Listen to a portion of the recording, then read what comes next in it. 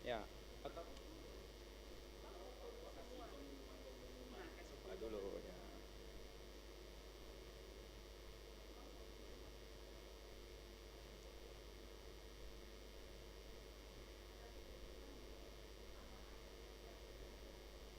Selamat malam Bapak dan Ibu, Namo Buddhaya. Ya, terima kasih sudah hadir. Kita belum mulai, kita tunggu Rinpoche dan rombongan sangga untuk memasuki ruangan. Nanti kalau tidak terlalu keberatan pada saat beliau-beliau memasuki ruangan, kita dapat berdiri sebentar untuk pay respect begitu ya. Sebelum mulai mungkin saya mau menginformasikan dulu beberapa hal untuk diketahui. Yang pertama, ada petunjuk-petunjuk yang perlu diperhatikan selama kita berada di ruang auditorium ini. Tadi sekilas-kilas saya dengar ada Bapak Ibu yang bilang, wah ada juga ruangan ini ya, saya baru pertama kali ke ruangan ini. Nah, jadi mungkin ada yang belum tahu juga ketentuannya ya. Jadi yang pertama Bapak Ibu, kami menghimbau untuk jangan mengkonsumsi makanan apapun di dalam ruangan ini. Termasuk candy ataupun permen gitu. Apalagi permen karet. Apalagi makanan berat gitu ya. Yang kedua, dilarang meninggalkan sampah di dalam ruangan auditorium. Nah, terutama yang tadi kan ada dapat ini ya, ada cup air mineral ataupun yang botol. Nanti tolong itu kalau udah dikonsumsi, sampahnya jangan ditinggalin di kursi gitu. Ini kan bukan bioskop, nggak ada petugasnya nanti yang bersihkan ya. Yang ketiga, kalau minum itu kami himbau hanya meminum air mineral saja ya. Jadi jangan ada yang sirup-sirup atau mungkin yang mengandung gula gitu-gitu ya. Takutnya nanti kalau ketetesan, tercecer gitu jadi mengundang semut dan lain-lain. Selanjutnya Bapak dan Ibu, kalau hendak ke toilet misalnya ya, itu tolong kita lebih tenang gitu ya, jangan terlalu gerasa-gerusu, jadi agak sedikit menunduk agar rekan-rekan yang di belakang Anda itu tetap dapat melihat jalannya kegiatan. Selanjutnya, kalau bisa selama acara berlangsung itu handphone tidak dalam keadaan yang bersuara atau berdering. Jadi handphone boleh tetap aktif, tapi kami himbau untuk dalam keadaan silent mode saja atau keadaan diam saja gitu, bisu gitu ya, keadaan bisu. Lebih bagus lagi seperti saran Rinpoche tadi pagi, ya coba kita dalam satu hari ini gitu kita coba away from handphone gitu, away from media sosial dan lain-lain. Coba kita nikmati suasana yang seperti itu.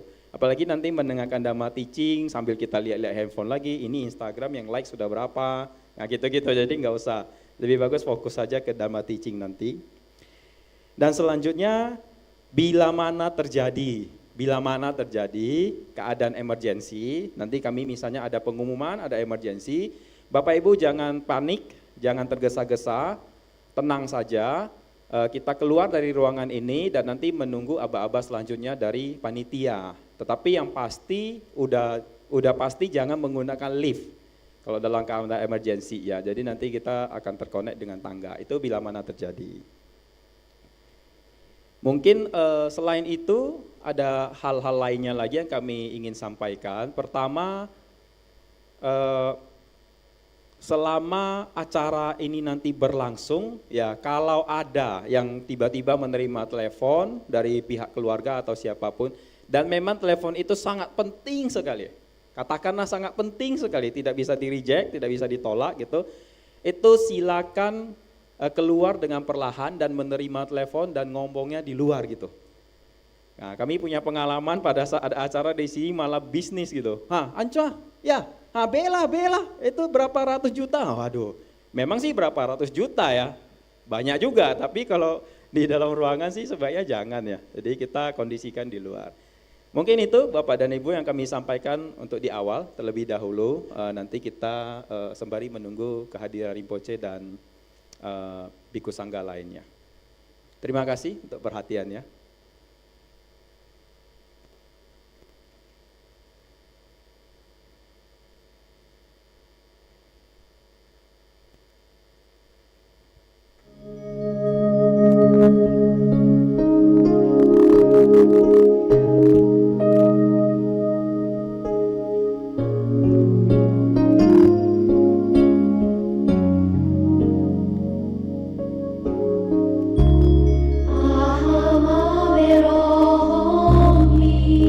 Bapak dan Ibu, kami silakan untuk berdiri, kita pay respect untuk kehadiran Rinpoche dan Bhikkhu Sangga memasuki ruangan acara.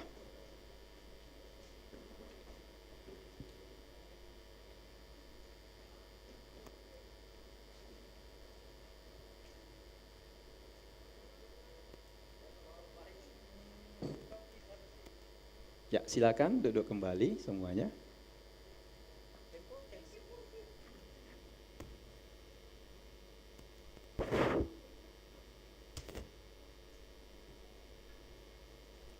Venerable Rinpoche, please allow me to introduce a little bit about our Dhamma teaching today. Venerable Rinpoche, Khenpo, and all the monks who already sit here, Bapak dan Ibu, kita sungguh di hari yang sangat berbahagia ini, malam minggu yang sangat indah, kita berkesempatan untuk mendengarkan sebentar lagi sebuah Dharma teaching yang begitu indah begitu ya. Nanti akan disampaikan langsung oleh Rinpoche. Sebelum saya menyampaikan apa judul dan subtema dari Dhamma teaching ini, saya sampaikan dulu kepada Bapak Ibu bahwa Rinpoche nanti akan menyampaikan Dhamma teaching dalam bahasa Inggris. Sekali lagi, Rinpoche akan menyampaikan Dhamma teaching dalam bahasa Inggris, sehingga bila mana, please welcome, Venerable. Sehingga bila mana Bapak Ibu merasa tidak terlalu terbiasa mendengarkan bahasa Inggris dan perlu translasi atau penerjemahan dalam bahasa Indonesia, bagi yang tadi mengikuti retreat tentu sudah tahu, bisa men-set di handphonenya, cari radio FM, set channel 100.5 FM. Sekali lagi, lihat di handphonenya, cari channel 100.5 FM. Seperti itu ya. Itu yang pertama. Dan kami himbau yang menggunakan translasi itu, ingat kita di sini bukan sendirian, tapi kita bersama dengan keluarga yang lain, kawan-kawan yang lain. Jadi jangan buka speakernya, jangan mengganggu yang lain. Jadi silakan pakai headset, ya silakan pakai headset. Yang kedua, apabila Bapak Ibu tidak ada radio FM-nya, karena ada beberapa handphone yang baru seperti iPhone dan lain-lain itu nggak ada radio FM-nya, maka kami silakan Bapak itu untuk mengakses Zoom. Silakan mengakses Zoom nanti dengan kode Zoom, ini boleh dicatat dulu ya, dengan kode Zoom 829 7334 9677. Sekali lagi 829, mungkin boleh diketik dulu bagi yang mau, 829 7334 9677. Passcode-nya 112233. Seperti itu ya. Dan acara ini juga tersedia melalui sambungan live YouTube Wihara Borobudur. Ya, mana tahu ada yang mau di-share ke keluarga di rumah yang tidak sempat hadir. Baik, langsung saja kita mulai tanpa berlama-lama. Bapak Ibu, hari ini kita akan mendengarkan sebuah Dhamma teaching yang begitu indah dan tentu sangat penting sekali bagi perjalanan hidup kita. Dengan judul Know It Better with Neytrul Rinpoche, topiknya adalah meaning of life. Nanti Bapak Ibu bisa mendengarkan Rinpoche menyampaikan tentang dari manakah saya berasal. Jadi Rinpoche akan menjelaskan kepada kita semua jadi dalam bentuk pertanyaan, dari manakah kita berasal sesungguhnya? Dari manakah saya berasal? Yang kedua nanti Rinpoche juga akan menjawab, kemana kita akan pergi setelah kehidupan ini? Yang ketiga tentu yang sangat penting dan sangat esensial adalah, apakah tujuan hidup saya? Jadi ini sangat penting dan sangat esensial. Dharma teaching akan disampaikan selama kurang lebih 2 jam, termasuk tanya jawab nanti jika ada. Maka untuk itu, Venerable Rinpoche, we beg you to give a Dharma teaching for all of us. Thank you, Rinpoche. Check. Thank you so much. Thank you very much, everyone. Few of you may be coming from the retreat, must be tired. Can you all hear? Good? Excellent. Is the radio okay? All right. Respect to all of you.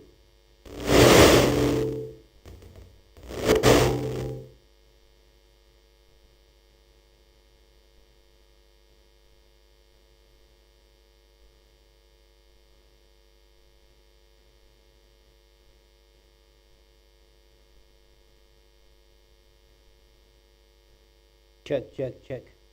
All right.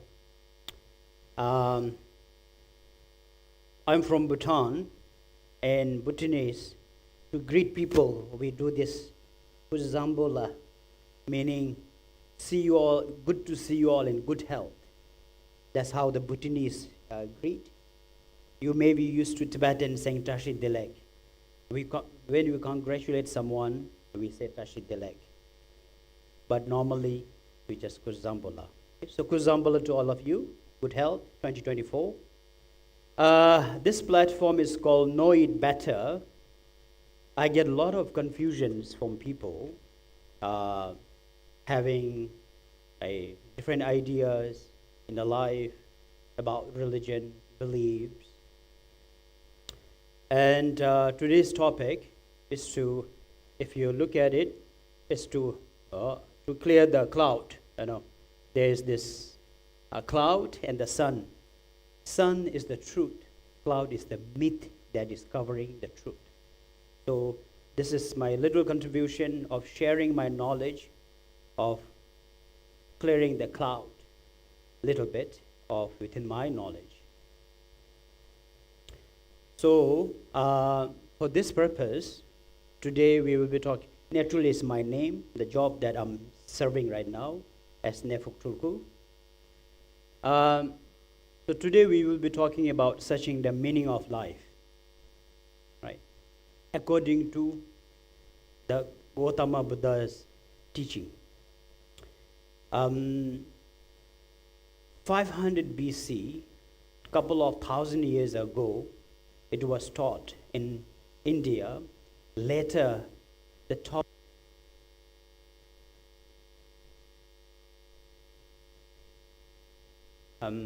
developed in Nalanda University, the first ever Asian university called Nalanda University. Any of you have heard of this? Nalanda University. So teaching of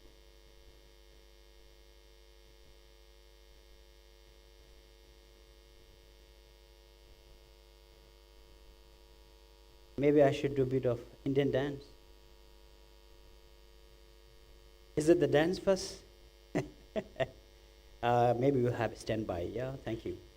So in Nalanda University, the teaching was developed, that subject called Dharma. So that Dharma subject was so meaningful that there are a lot of answers. Can leave it here, thank you. Okay. So it becomes so meaningful that thousands of scholars try to find the meaning of life through the teaching of Dharma. And in India, when they search for the meaning of life, they go through a lot of debate and research, comparing mainly then Hindu. Before the Buddha's teaching was Hindu, comparing, researching. So later, when this teaching traveled to Himalaya, then teaching is developed with 4 topics for such for meaning of life. So this is what I'm going to share today, and for the Dharma follower, based on the research, and to find the meaning of life. Okay, so it's nothing to do with the Dharma or the religion, is the philosophy to examine your own life. So first thing what we do is, in the study, we always research the human rebirth, meaning where I come from. You know, such as first question we always ask, where did I come from? You know. And secondly, then after we found the answer, then we look for what am I doing? You know. And then where will I go after this life? So with these 3 questions in our life, we begin to search and finding the meaning of life. So to look at this kind of confusion questions, to the answer for this in the searching, most of us naively we believe there is a creator. Even for us, sometimes we think Buddha created us. Or secondarily, we may call karma created us, thinking karma is another figure, right? So then we have to check, is it the creator, so-called divine beings created us? If the divine being created us, we don't have to worry so much. We are God's child. Today, if you have problem, suffering, pain, do not complain because you are God's child. You know. So I don't know, as educated, if you can live with this question saying that I came from heaven. You know. Secondly, sometimes people who are very so-called scientific, they can't believe in someone creating us. Then maybe it's a dad and mom, you know, accidentally that I came thinking that we are created by our parents. If this is the case, why we are not listening to our parents? Why parents are not able to control your own creations? You know, somehow we are quite independent. That explains dad and mom is not the one that who created us as well. And then some of us believe religiously, maybe we came from hell. If you came from hell, today you are born as a human being, your life is much happier, so do not complain. Compared to hell, your life is much better as a human being. With this, some of us even don't know where we come from. We don't have an answer to that, you know. And maybe we are like fruits and mushrooms and vegetables seasonally grow up, you know, coming up. We don't need any cause. This is mostly the scientific kind of finding. It just happened, you born, after die, you just go back to nothingness, you come from nowhere. I don't know if you can compare your life with the mushrooms, you know. So I'm still talking about where did I come from, the cause of human rebirth. These are the research we do based on the finding of the Dharma. And maybe I was a human before, but what guarantees you that? And sometimes we take our own life, suicidal, you know. And why you want to take this life if you are coming back as a human again, right? So these are the things that you need to question yourself. Finally, sometimes Dharma believe we are animal. So you know what? Don't be proud. You could be this cockroaches in your past life, or the little frog in the pond. So this is what we question ourselves. Where do we come from? I don't think there is beyond somewhere we can find from nowhere, from dad and mom, or like vegetables and fruits just pop up, you know. Or do you believe someone created you? So for me, if I look at all this, it's very unfair everywhere. I cannot blame quality of life on divine creation. Impossible that divine power can create someone like, you know, Bin Laden, if you remember, right? Impossible someone destructive. God is very kind, very compassionate, very divine. His product cannot go wrong. So that explains we are definitely not from the God if you look at our nature. Secondly, if you're looking at thinking of dad and mom, we are totally different. There are many parents that are depressed because of your children. That explains we are not connected somewhere, you know. So if you look at it, and of course you don't want to accept you are hell, you are from animal. Do you have any answer to that? So tonight's topic is to find your answer.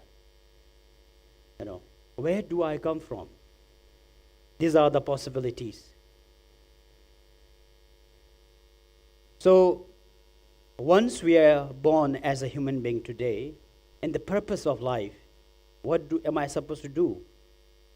All of us, this is what we're trying to do, raise a family and be successful. And unfortunately, you never get to be successful, you never get to raise family. We are always preparing to live, but we never get to live our life. When you are a little boy, little girl, you see your older brother and older sister going to high school, you want to go to high school and have more fun. When you are in high school, you want to go to college. When you go to college, you want to graduate. You want to see someone else. You want to settle down. You want to get a proper job. Then you want to have a children. Then grandchildren will come. By that time, you will be in the coffin. So we never get to raise and be successful, but always prepare for the next. So the answer to what am I doing is not to chase after. We are chasing every day, every life, generation to generation, right? And similarly, to live a life, there are many successful celebrities, for example, towards the end, they cannot find the meaning of life, and to the very sad ending of life because of whatever the things that we look in life, we cannot find the ultimate answer to it. And sometimes we want to be very creative, successful, and then you have to think, how great is your creativity?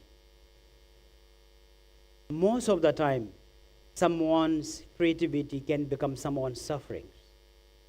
For example, Apple product is very popular, right? And I heard the company in China, in the manufacturer, how people were being abused in the factory. And similarly, I don't know if you remember the story, there was a Chinese young man who sold his kidney to buy iPad. Have you heard of this? Have you heard of this? So someone's creativity becomes someone's suffering. So even to be so creative, if you look at it, there's no definite answer to it, but it can be more suffering.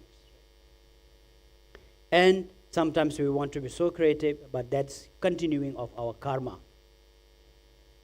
According to Dhamma, constant reproductions and continuate, doesn't matter whatever you are able to do. Still, later I will share my example. We call it your bee in the jar. Sometimes we are tired, we cannot find the meaning of life, and some people just waiting to die. If you look at it, millions of people are living under depression.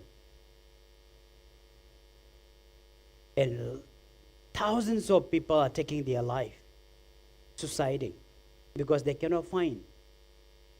They try to live, raise family, be successful. They try to live their life. They try to be productive, but they did not answer their life. So finally, waiting to die. So what am I doing? The questions. We are still talking about human rebirth, your purpose of this existence of human being. And sometimes we ask questions, where will I go after this life? And we are worried for the uncertainty. If you believe someone created you, you go back.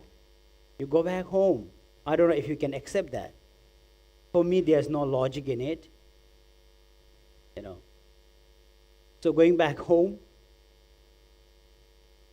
from where you come from, and you descended from heaven, you live in this world with all the trouble, pain, fear, anxiety, like a bad dream, then you go back to your beautiful home. Can you accept that? Is there any logic? Interval of your life when you are born as a human being came from up, going back up, in between, what are you doing? The suffering, the pain, the sorrow that we have. How do you answer that? Is it having fun from up there? And it says, go son, daughter, have some fun for 50, 60 years. Cry, depression, go attack someone else. Go hurt yourself and come back home later. I don't know if this application is, something that sits with you. Personally, for me, it doesn't. It's difficult. Oh no, I was, human being. Now my life, I will go back to animal realms. I came from cockroach, become as a human being, and now I go back to my animal life. I don't know if you prefer your life to be like that. Because we need to search where we will go after this. These are the possibilities we are discussing here, right? Oh no, I'll go to hell. Because the way I live, normally people say, I'm living a hell's life here. So are you going back to hell? These are all question marks to trigger your meaning of your life. No, as a ghost, spirit, I come and haunt you, right? So these are the possibilities where we can return after here. Or scientifically, this is what the scientific are finding. Because you cannot find the answer, so you go to nothingness. You came from nowhere and you go to nothingness. If you go back to nothingness, what are you doing now? Why you are so worried? In the end, you go to nothingness. Because you are very scientific, you are highly educated. You come back from nowhere, you came from nowhere like a mushrooms, right? Seasonally pop up. When they expired, you go back to nothingness. Is this what you believe in? Because we are human beings, we have the ability to research, and we must look for that. For me, none of this doesn't make sense. But there are many people believes in one of this, or subconsciously, psychologically says. We have subconscious mind. Back of your mind, you are questioning this. Will I? But your conscious minds reject that idea. Because you are too proud. Because you are fearful.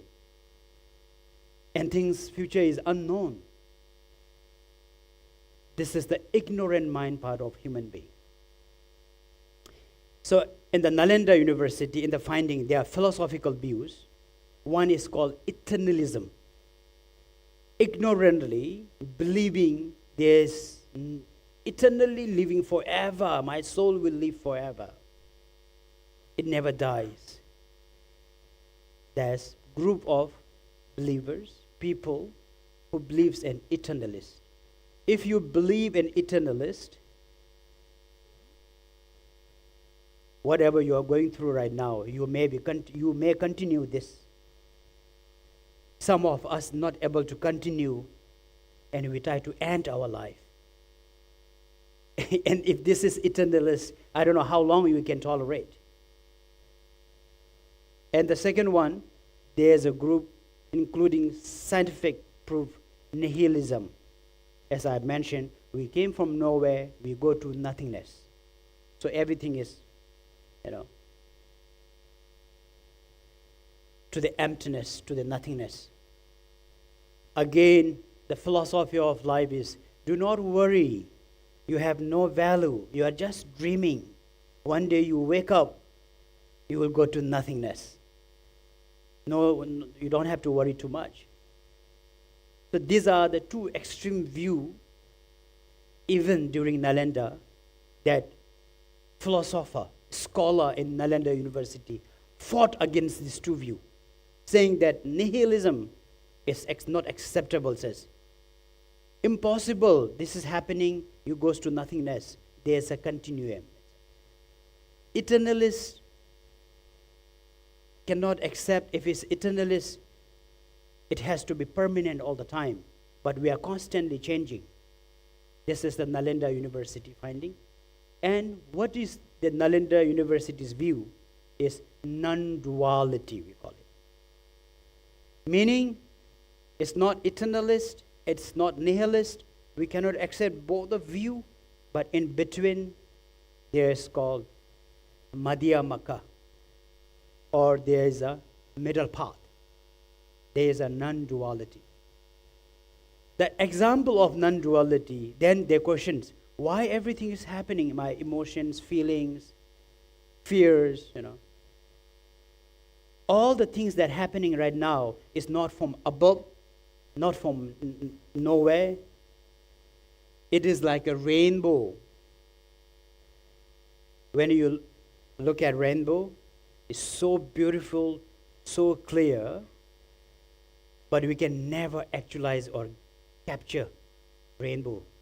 So meaning rainbow is not eternalist, it's very temporary, and it's not nihilist, it's happening. Have you hugged a rainbow before? Did you feel the rainbow? No. You can't. Are you trying to say there's no rainbow? Is there any possible, there's a rainbow or there's no rainbow? There is. If there is a rainbow, why we are not able to grasp it? So this is the view of Buddha Dharma. Everything is happening so real, but when you really look at it, constantly changing, we cannot get hold of that. That is the nature of existence. So it's not nihilist, it's not eternalist, but in between called non-duality, not dwelling of any of this view. So this is the philosophical view of Buddha Dharma. When you look at our life, when you look at sufferings, we cannot say there won't be any sufferings, problems, pain. It will definitely, but it's not something that will last forever because of the non-duality, the nature of non-duality. So if our life is like a rainbow, why we still continue? Why we are still continuing? Right? Because we cannot accept that. Everything is happening. So in the teaching, it says by the great master Nagarjuna, he is one of the great philosophers that we respect him as a second Buddha in the Mahayana. So Nagarjuna mentioned that why we continue even though we don't have this eternalist or nihilist, the reason is we hold on our existence. As long as you have this body existence, there will be an ego of self. Me, I am, my family, home. As long as you have ego, you will grasp on that ego. As long as you have that grasp, you can't let it go. That's how you continue, Nagarjuna said. So this is philosophical conclusions of why birth continues. And to be more visual, we give example on monkey and his trap. Monkey get his hand stuck in the bottle, cannot come out, and he complain and suffer. The reason, because he made his hand fist holding the banana. That's why he is not able to let go his hand. If he wants freedom, he should let go banana. Then he will have his freedom. If we need freedom from continuity, this is what Nagarjuna and the finding of university, that not clinging on. We are not even talking about attachment. We are talking about clinging and holding part of it. Holding on. For example, it's a very visual. We know how the two gender can be so attached to each other. Problem comes when you are not able to let it go, or when you are not able to let it be.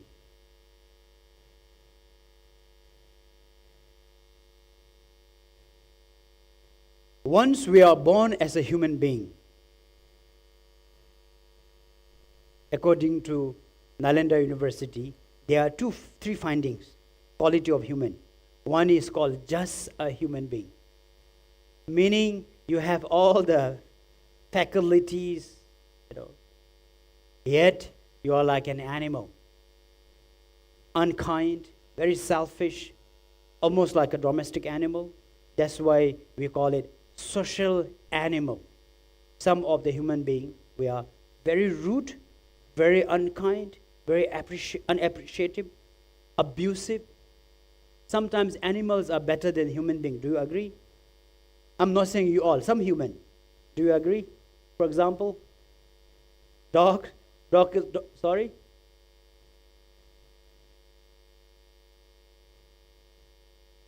Okay. So for example, if you look at it, what happened?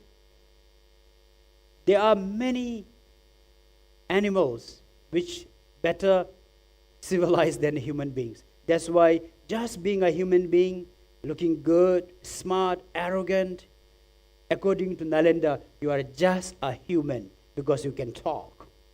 You just, another human being there. And from just a human being, we need to develop into human being. What is human being? A little kindness, bit of ethic, bit of moral, with helping hand. That you are, as a human being, among many creatures, we have the greatest quality and ability. That ability is to help to remove other sufferings.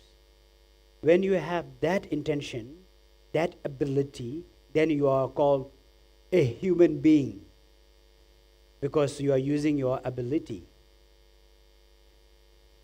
So you have to see, today I'm born as a human being here. Am I just a human or I'm a human? Just a human, functioning human, socializing human, or a proper human being with bit of ethic and loving kindness. And then we go into becoming a precious human being, according to Nalanda. To be born as a human being, the purpose is to become a precious human being. How to be a precious human being? These are some unconditional figures. Quite obvious that, selflessly, the purpose of life is for others' well-being. Completely, totally dedicated. And it's not only in Buddha Dharma. And there are many beings, human beings, manage to prove themselves as a precious human being. So, 3 findings. Just a human, and precious human being. So, we, in our studies, we try to become that precious human being, the purpose of life. So, for this purpose of life, when are you becoming precious human being? From just a human being. When? Can I wait? Can I plan to raise my family, be successful, live a life, so on? I have a lot of plans. I talk about the famous moon today, right? The father of famous moon, we call it.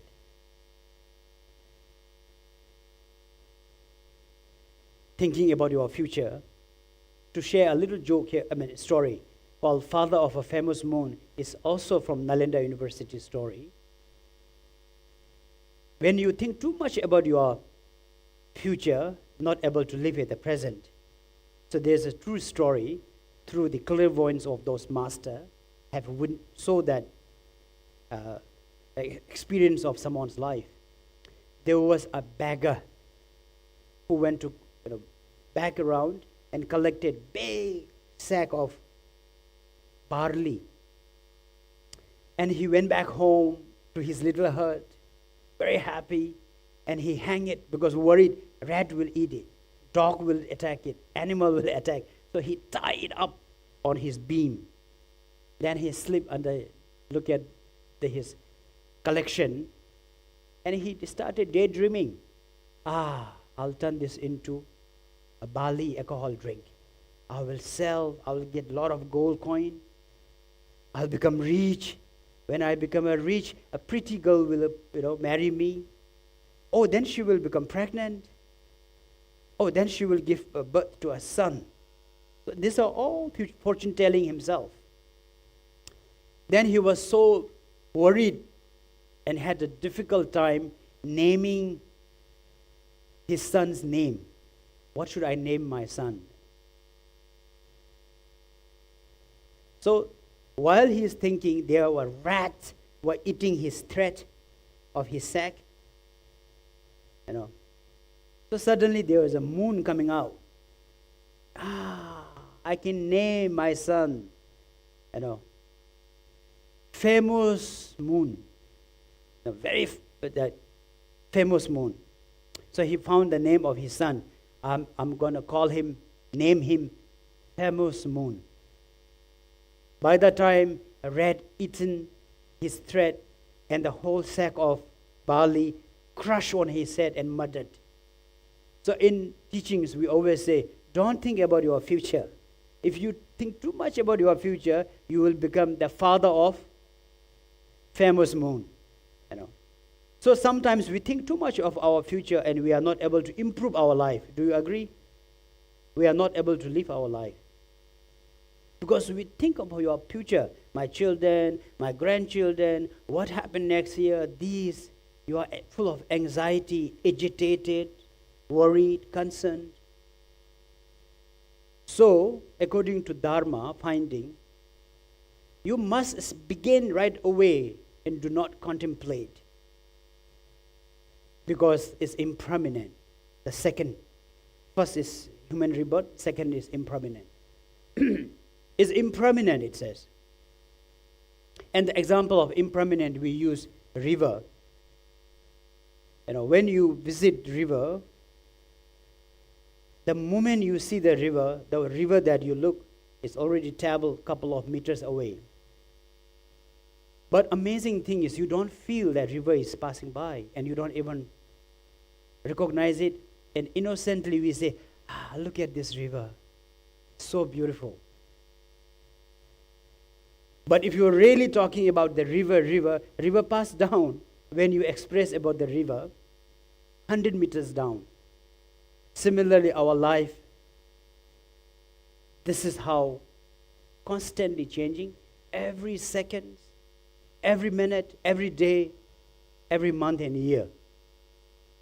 If you wait for you to become a better human being, after some condition, it will be difficult. Things are constantly changing, And on the impermanent to contemplate, if you look at even holy beings, such a confident. And think of all these holy, popular beings, once used to be God in human form, that we believe to be. They have become a history. Their divine power, forget about saving us, they could not save their life too. Because of, there's someone more powerful than them. You know who? Impermanence. Impermanent is more powerful than those beings, and it has taken them. Do you agree? It's a logic examination that you have to do. They could not control the death as well. All the existence, exterior things we have. One is very popular. People go to see Twin Tower in New York, paying a lot of money. It has become a history. Even Twin Tower changed. Similarly, everything will come down. So looking at impermanence being living in the universe of all the species, this all become history. Constantly, if you find something that is permanent, nothing that you can say, this is solid. Constantly, everything changing around us. Oh, maybe to be a powerful human being is what it takes.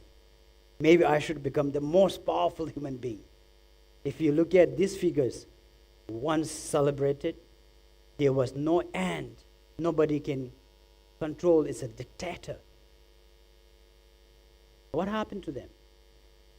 So, looking at holy, sacred beings, looking at powerful beings, including the things that we live in, everything is constantly changing, is impermanent. So meaning, we need to look for the meaning, hurry up. So this application not only for the things you wanted to do in your life, I'll wait. You should not wait because it's impermanent. Few of us complaining, my life not good. Do not complain. Try to progress your life. Right? And impermanent, these are the things outwardly looking at. When you look at it, this is our future. Sorry, can be a bit graphic and disturbing, but this is the truth. And truth really hurts, right? I can see everyone is like bit, Adu, what is that? We are supposed to listen to find the meaning. You know what, how to make money, multiplies. We thought we were going to give you the magic. Suddenly it's very depressing, right? But this is the truth. Few of you may feel better after this, knowing the truth. As a spiritual master, I have to go bless a lot of dead body.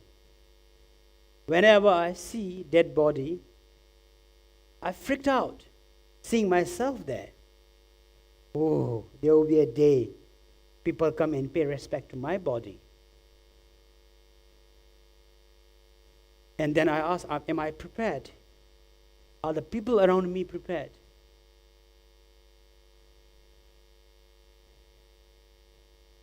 And after, I think, youngest is here about 20 years. After 80 years, none of us will be here. We all will become history. And unfortunately, not by age, by success. Randomly, we will be on this stretcher. Right? And of course, we know we will die. Nothing to be scared about it. Who cares? Fine. But do you know when?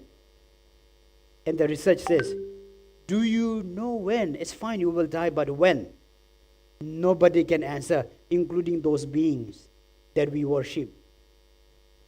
Suddenly heart attack, some masters dies, some powerful people dies. You get shot at somewhere else. They don't know when. And where? Me being a spiritual person in the beautiful temple, surrounded by 1,000 students. I don't think so. Maybe in the ICU room, not able to speak. Maybe on the way to hospital. Maybe somewhere even can't find my body. We don't know. Nobody knows that. None of us has that ability. Nobody had it too. And how? Old age, 108 years old. I die very old. We can't guarantee that, right? There are many friends who don't wake up tomorrow morning. We heard of that. Suddenly, died so young. And the most funny thing is we say, so young. Who decides young or old? How? Whenever people say so young, I will like, excuse me, this is so uncertain, we don't know how. So meaning all of us who are a bit arrogant, bit proud of yourself, try to answer these questions. Then you have the reason to be more arrogant. Because you know when, where, and how. Right? Don't worry, I know when, how, and why as well. Right? In this short life we live, in the impermanent life, most of us upset, angry, confused. In the Dharma, the third subject, we call it defect of life. As we like to believe, sometimes blame the authority up there. Oh God, what is that? And sometimes we try to find the answer of the suffering that we are experiencing, which we call defect of life. taught this, teacher Gautama taught this, later developed in Nalanda University. Says, defect of life, everyone is scared of aging, but is a definitely part of defect of our existence, it says. Unavoidable. Everyone will definitely age, but when you age, you look back, have I lived meaningfully? Was I a better human being? Instead of looking at your gray hair, all the wrinkles, eye bag, right? Just look back. Did I manage to collect a lot of thank you from people? If not, try to live a little bit meaningfully instead of looking at your wrinkles, worrying. Sometimes you can cheat yourself. Go to Korea, pay $10,000, you can do facelift, remove your eye bag. But deep down, subconsciously, you know you are still aging, and you know you have done a lot of unfair things to yourself, to the extent your family member freaking out looking at you, right? And this is what you're trying to find out in your life. Not able to accept aging. Not only that, in sickness, I'm supposed to be the holiest here. I had 2 kidney transplants. I had heart stent. Nobody can avoid that. It's a defect of samsara. Similarly, we go, this is definitely come, and continue again.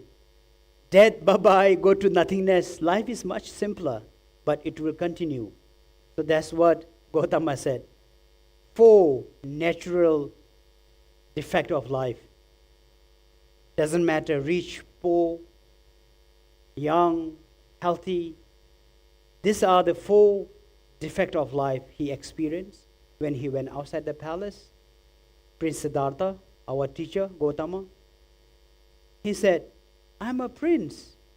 My son, my family, my powerful father, I'm going to be the king. But I don't have the power to fight this foe. My father is aging. My mother died. My wife and children get sick. And we continue. It's happening outside the palace. It happens in the palace. Then he asked, what is the purpose of my life? That's when he decided to look for meaning of life because of finding the defect of life. On top of that, after he went for meditations, they found additional 3 sufferings on 4. These are the suffering of sufferings. Can boys relate to this? When you have your car crash, you get, smashed somewhere, you'll get injured. At the same time, your car is also damaged. This is called, for example, suffering on top of sufferings. I was told it's very popular in Medan. Lapis lapis? Lapis lapis? Did I say that right? Lapis lakit. 1 layer, 2 layer, you got sufferings, layers of layers, right? Suddenly, as a man, I'll share this example. For example, office, got politics, maybe I get fired. Go back home, wife says her mother is sick. Son come back, Dad, I failed my exam. Your daughter dating a wrong man. Suddenly, your father died. Possible that happens to someone? Lapis lakit. Layers. But Medanis enjoy that. So you must learn to enjoy the layers of sufferings too. And this is repeating, happening to everyone else. Not only that, suffering of change. You are very happy, nice, excited. For example, food. Suddenly, if you get food poisons, that's a suffering of change. Adu, I went to eat this food. So nice on Instagram. My friend said, good. Now I got food poisons. The suffering of change, it says. And suffering of conditioning. In the beginning, everything seems to be beautiful. We call it sugar-coated poison. Everything, if it's too much, is poisonous. Here we give example on, normal, that romancing, for example. When you see someone else, be her or she, could be the ugliest, big belly, short, but you find the prince charming somewhere, right? She can be terrible, such a, short-tempered, but you found that everything is so beautiful in the beginning. That's why in India, one of the philosophers said, Chandaramukhi, the first time when you see each other, you don't see the poison. Everything is so cooling like a moon. One of the our colleagues shared, when you go on date, they started drinking soup with a fork, right? And then the girls look at him and, oh, you're so cute, because drinking soup with a fork. After 3-4 months, you go on drinking soup with fork. Stupid, you embarrass me, They will get up and just walk away. Possible? That is because of suffering of conditioning. In the beginning, Chandaramukhi is so beautiful, so amazing, so cooling. Later, when you call stupid drinking soup with a fork, become Suryamukhi, little bit hot. Things are not cool anymore, then become Surya. Later, even she's upset you are drinking soup. You stupid, don't need to drink soup right away, right? Scold for everything, then become Dukkhamukhi. So this did not see coming from the beginning, if you look at it, So, but progressively transforming into conditioning. I'm just giving you example of relationship. That happens to everything. I shared this joke with you. It was in Singapore. One of my friends, long ago, brought the latest model Mercedes-Benz. And I was fortunate to be the first ride. And you remember the Singapore food court. We went to food court. It took so long for us to find the end parking. So people won't open the door to his car. So we waited almost 40 minutes. There were many parking lots, but particular that parking lot. So he can protect his car. And then we went to eat. He wants to sit where he can see his car, even though it's not very pleasant. Every few minutes, And I asked, my dear friend, are you happy? Oh, yes, Rinpoche. Very happy. I said, but I don't think you are happy, and I'm definitely not happy. I said, I'm really bothered here. And then what happened? Because it's not my car, right? I slammed the door a little bit. Says, oh, Rinpoche, slowly, And he becomes so respectful, opened the door for me. Come, Rinpoche. And are you happy even looking at the car, the dim car that you wanted to drive? The moment the car key is in your hand, suffering begins. And you have to pay insurance, service your loan. And I don't know even how they sleep with this worry and concerns, right? So this is called suffering of conditioning. So 3 + 4 is 7 sufferings we cannot avoid. I don't want to say sufferings, defect of life. Continues, and on top of that, additionally, when they research, they also found suffering of not getting what one wants. You can look at the grumpy little girl and can tell the story, right? The fear and the sadness you have when you are not able to get what you want. And then fear of losing loved ones. Constant fear. Not necessarily human being, anything. Your job, your saving, and fear of meeting hated enemies. These are unavoidable. You may be thinking, high up there, they don't have this. Do. maybe below down, they do, including the little dog. They have this fear, right? And suffering, encountering what one does not want. You can see this little goat get murdered for mutton kebab, right? Does he want to be a mutton kebab?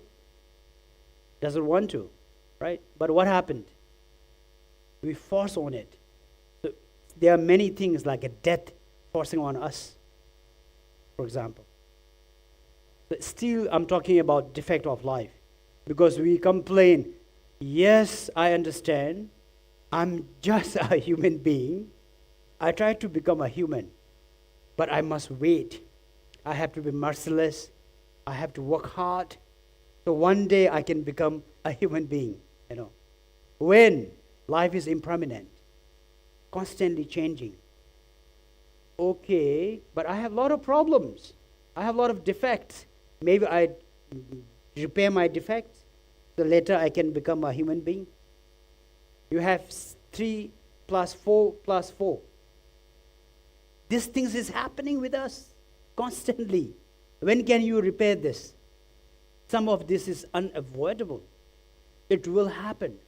Today you are not happy because of one of this. Do you agree?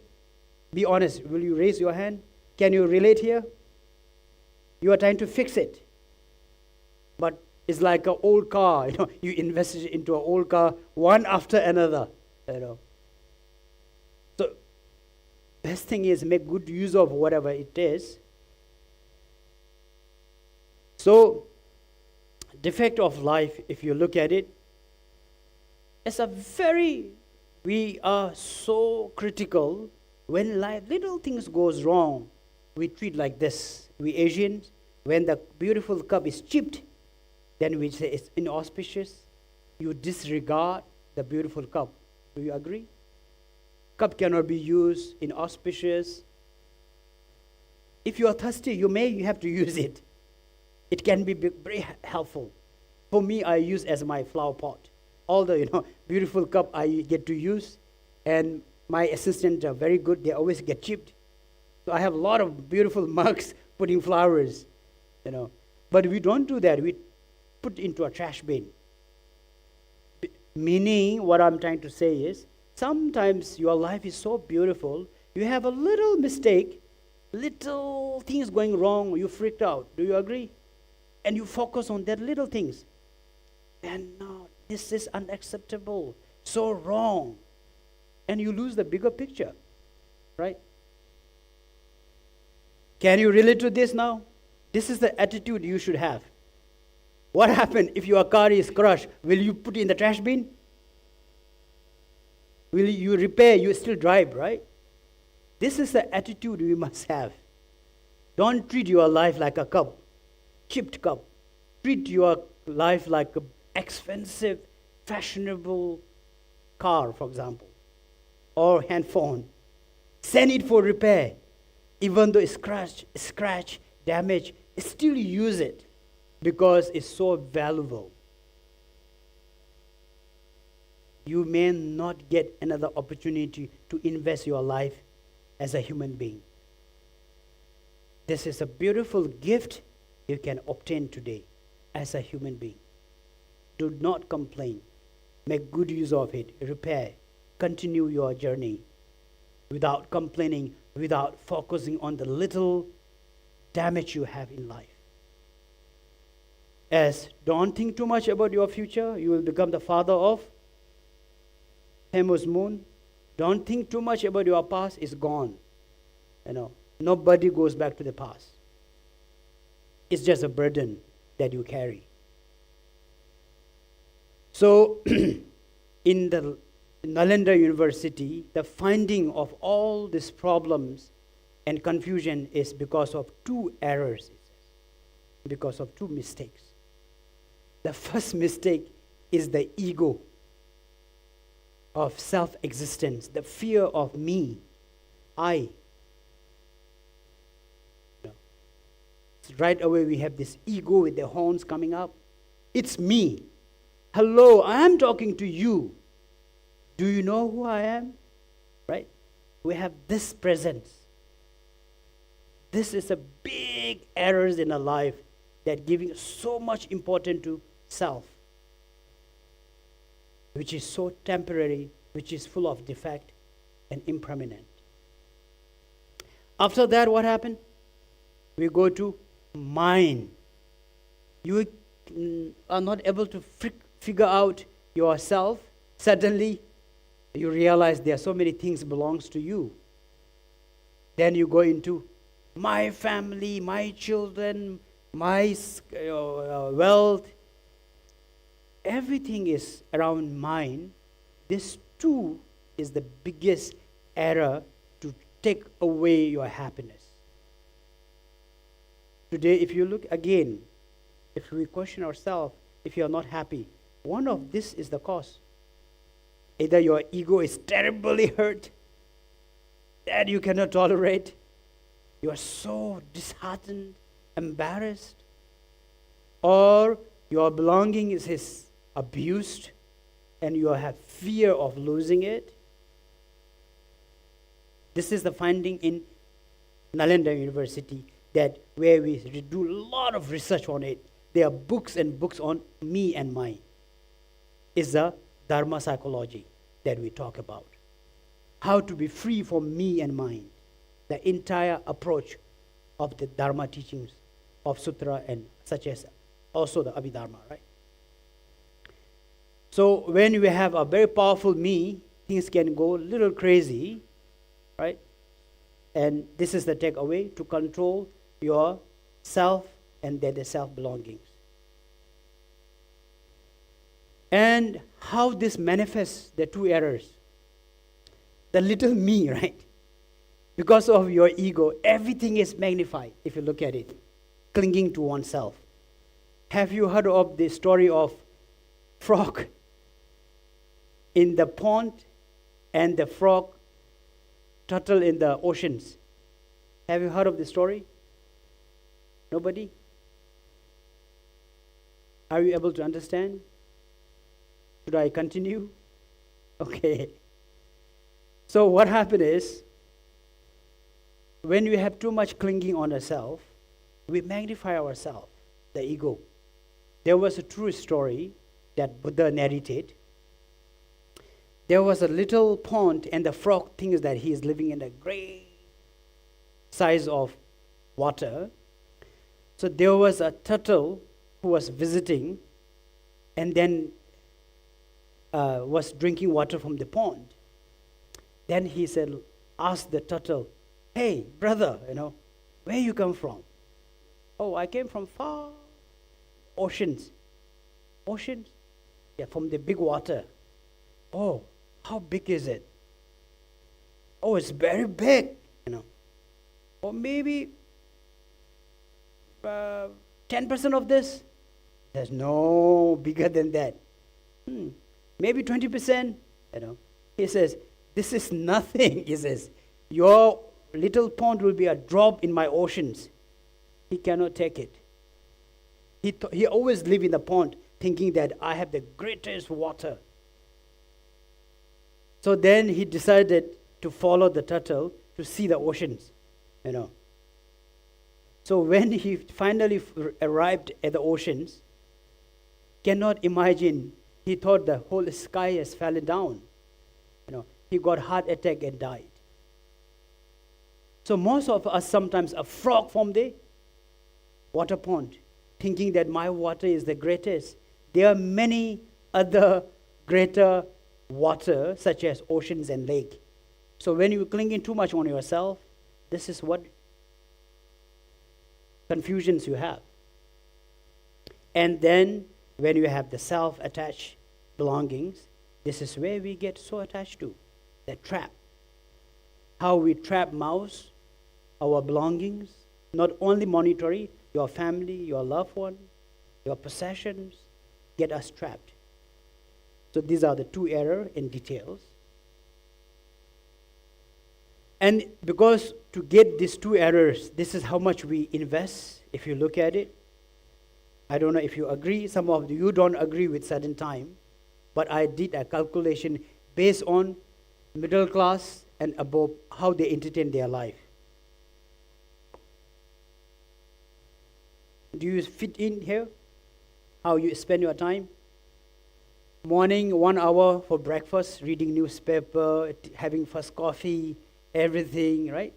And after that, 2 hours for lunch meeting, then 1 hour tea time. So you have 2 hours for dinner entertainment. Most of the time, by entertaining, you spend this much just for dining, right? And sometimes some takes more than a 1 hour shower, plus 30, 40 minutes makeup, right? And then, so that goes on, for example, right? And if you really look it down, we almost spending 21 hours just looking after your self-existence. And we have only 24 hours. 2 to 3 hours may be able to be productive. That productivity is, as I mentioned earlier, be creative, be destructive, or busy spending your life to be a human being, just a human being. And social kind of media and then those entertainment has become one of the major issues. Read on internet, there's a new finding psychologically. Have you heard of this? FOMO and JOMO. Have you heard of that? Young kids? Have you heard of this? FOMO, right? Fear of missing out. Always on phone, checking out. My friend went on which restaurant, Instagram, and then like must take picture, take photo, show people to not miss, and you don't want to be missed out. So fear of missing out, FOMO. We are the victim of FOMO, it says, psychologically. Why? This makes you very unhappy, competitions, insecurity. Right away, wait, they go, I check. Right here. We must plan. So now psychologically they are advising from FOMO, you switch to JOMO, it says, joy of missing out. Digital detox, don't look at phone. And don't want you to know what is happening. And you have the joy of missing out.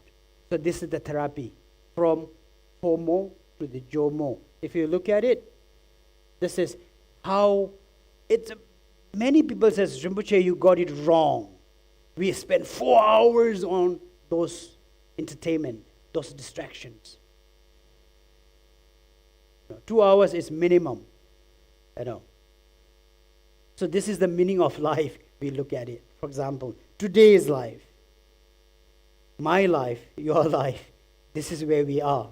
Every day, this is how we are spending our life. Now, sometimes we believe everything is on karma. And we always like to think karma, good karma is the divine deva coming from heaven giving you the good karma. Do you agree? This is your understanding? Bad karma is a devil coming to haunt you down. Normally, always say, oh, it's your bad karma. Oh, it's a good karma. It's thinking that karma is another doer. Is a wrong assumptions of that. In the Nalanda University, this is the finding. Karma equals to action. Karma is a Sanskrit word. We are referring to actions. And the actions are, doesn't matter either bad or good, both are called karma, the actions. And what causes this karma is we call as a 3 poisons. Main poison is the ignorance. When you have unknown ignorance, then the desire is produced. When you are not able to achieve your desire, anger arises. It's interrelated. They give birth to one another. Ignorant mind don't know what I'm wanting. Maybe few of you are angry here. Yo, searching meaning of life. We thought something exciting. This is very depressing, right? Ignorant mind come to the room, now you get angry. Your desire is not fulfilled. So, we call it samsara in the Dharma finding. Is this like a wheel? As long as you have this ignorant mind, there's no beginning and ending, constantly running around to the different realms and constant suffering that we experience. Like, for example, we cannot say, I'm a BIP. Give me the beginning of the wheel. There's no beginning, and we don't know what is the ending. It constantly continues. This is what happened with our emotions and the karma. And what causes this in details? Ignorance. Once you are like this, we don't know the direction. Even though most danger is in front of you, you don't know how to protect yourself because of ignorant mind. Then we have the desire, give birth to desire. When you don't get what you want, most of the time, you are angry because you don't get what you want. If you get what you want, human become ego, right? And sometimes other people get what you want, you become jealous. And this is nothing religious. It's the nature of how we are functioning. So these are the causes of karma, not God or the ghost or the devil that is creating karma. These are the doers of karma. Why karma is happening? Because of these emotions. We call it destructive emotions. Is the karma true? This is what found by the great teacher Katayana in 5th BC again. He was a great master, always living in the forest. One day, he decided to go to the village. The first home he encountered was a man having fish for his lunch and affectionately sayang being affectionate to his newly born baby and chasing away the dog. As an enlightened master, he looked at it. When he looked at it with his clairvoyance, this is what he saw. His father was born as a fish because of his love for his family. In the village, he went to fish it, cook for his lunch. Mother died and born as a dog, knowing the home, come back to home. And for your son, just see you as a dog and chase the dog away. Your enemies from your past life made a wish to take the revenge and born as your children. I'm not referring to all the children, but there are few children who are there to take your life away. And it happens, right? So he said, children sometimes come back to take the revenge.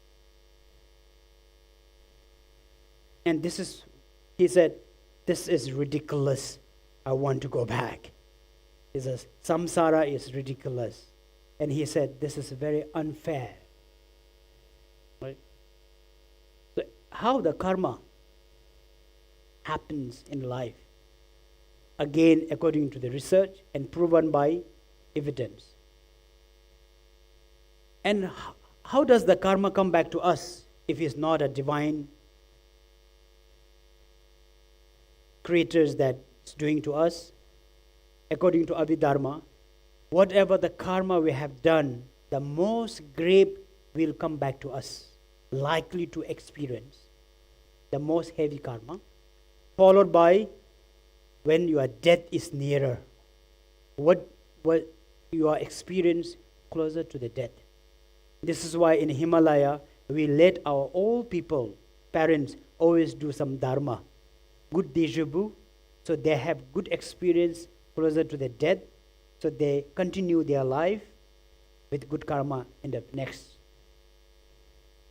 And that, and old age is around 60 years old, and then, when you are 60, the parents will retire, and the children will support them, and they started doing practice and live a less harmful life. So they want to have a very good experience closer to the death, nearer to the death, because that's how the karma return to you.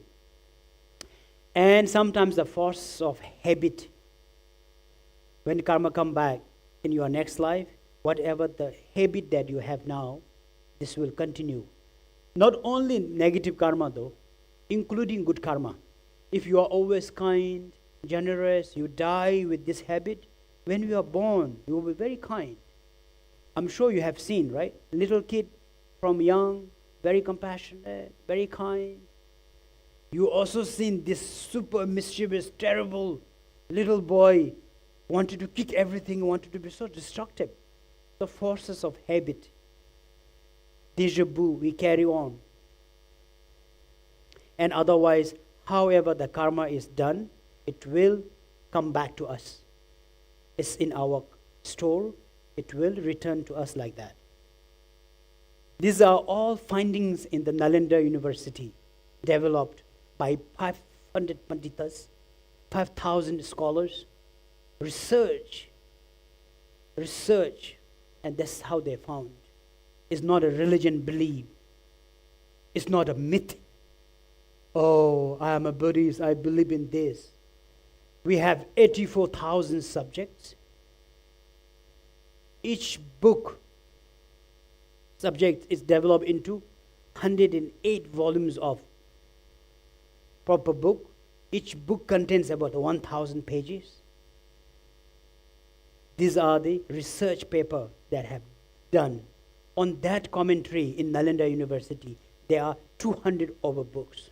Today, as a volume, we call Kanjur and Tenjur, 350 over volumes of books, research paper based on the research in Nalanda University.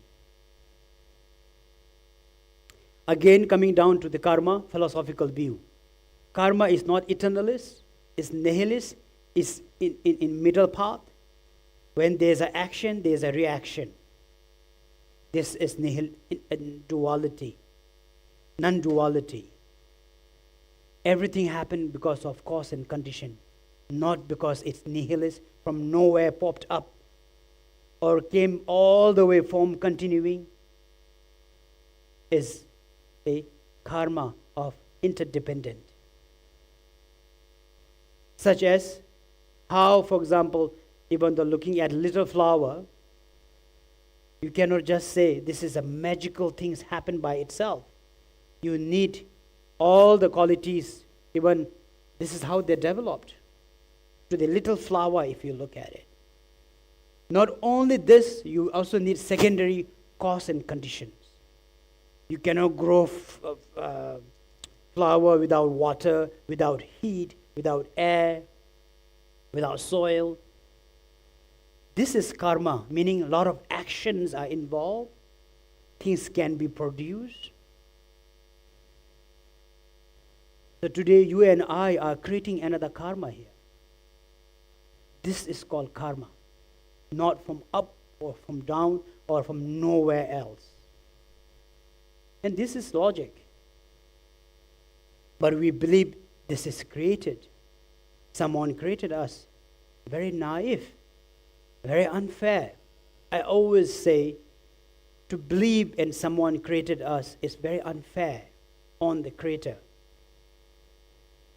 The creator cannot control his own product. This is so unfair. There are so many things they cannot answer if we are created by something else. Even to have a cup of tea, you need karma, you need conditions. You cannot be sitting in the temple, Buddha, give me a cup of tea. miracle happens to you. Could be the friend in the kitchen doing the miracle for you. And not without these things. Need all the details to make even a cup of tea. This is the philosophy of Buddha Dharma. What is Dharma? What is Buddha? I'm not referring to gold-plated, funny hair man. I'm referring to awakened mind, Buddha. The awakened mind taught the truth, the Dharma. This is the finding from the awakened mind, the truth. This is what it is. Is it karma really important then? It is, as mentioned in many of the texts, including Sutra of the Wise and Foolish by Gautama Buddha. This little karma is also so important.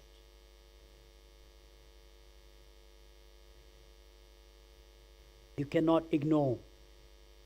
What happens if I have a lot of good karma, if I ignore one little bad karma? Then given the example, answer is, question is, what happened when you want to cultivate, for example, corn? Suddenly, there is one seed that is, say, grain. In your field, you have full of corn growing. In between, independently, the grain will grow. Possible? Because I have entire field of corn, maize. This will override the little grain. Impossible. It will grow independently on its own, it says. So what happened? For example, you have a lot of good karma. One bad karma, I let it go. This will still in your account, it will come and haunt you down, it says. It's like a little grain in the corn, in the maize. So that's why it's saying, avoid the little things. It's very important, it says. And it goes on, how important to live a positive life. Now psychologically, in a Parma model. Any of you studying psychology? Any of you studying psychology here? Nobody? No, you're doing excellent. Do you remember the Parma in positive psychology? The well-being? Yeah? So in the well-being, it shows about the positive emotion is so important. Scientifically, it's proven. And this is what it is. To give the positive emotions, everything has to be so positive. Otherwise, things can be damaging everywhere. And if you look at the happiness, also proven, teaching in the Nalanda talk about two happiness, temporary happiness and everlasting happiness. So when you look for that, even psychologically now, it's proven, they call it hedonic and eudaimonic. Have you heard of this? Search on internet, okay? This is psychologically proven. Everything related to materials, fashions, and self-focus is hedonic happiness. They call it treadmill happiness. Meaning, on the treadmill, you run. You cannot run too long. You must come back to normal. They say it's a treadmill happiness. Oh, I'm happy, so nice, good. This good doesn't last long. Apparently, the research shows happiness lasts shorter than the suffering. Do you agree? This is the research proven.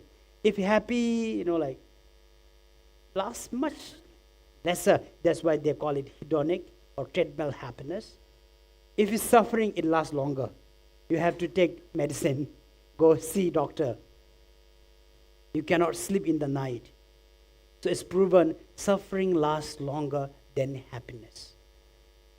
And that's why they say do not stress on hedonic, but stress on eudaimonic happiness. And the psychological well-being, this is what Dharma taught. everything is temporary happiness, you must look for everlasting happiness that is beyond the existence of things around us, such as serving, as we talk about those. Meaning, temporary happiness is just being a human being or human being. Everlasting happiness is when you become precious human being. Do you get it?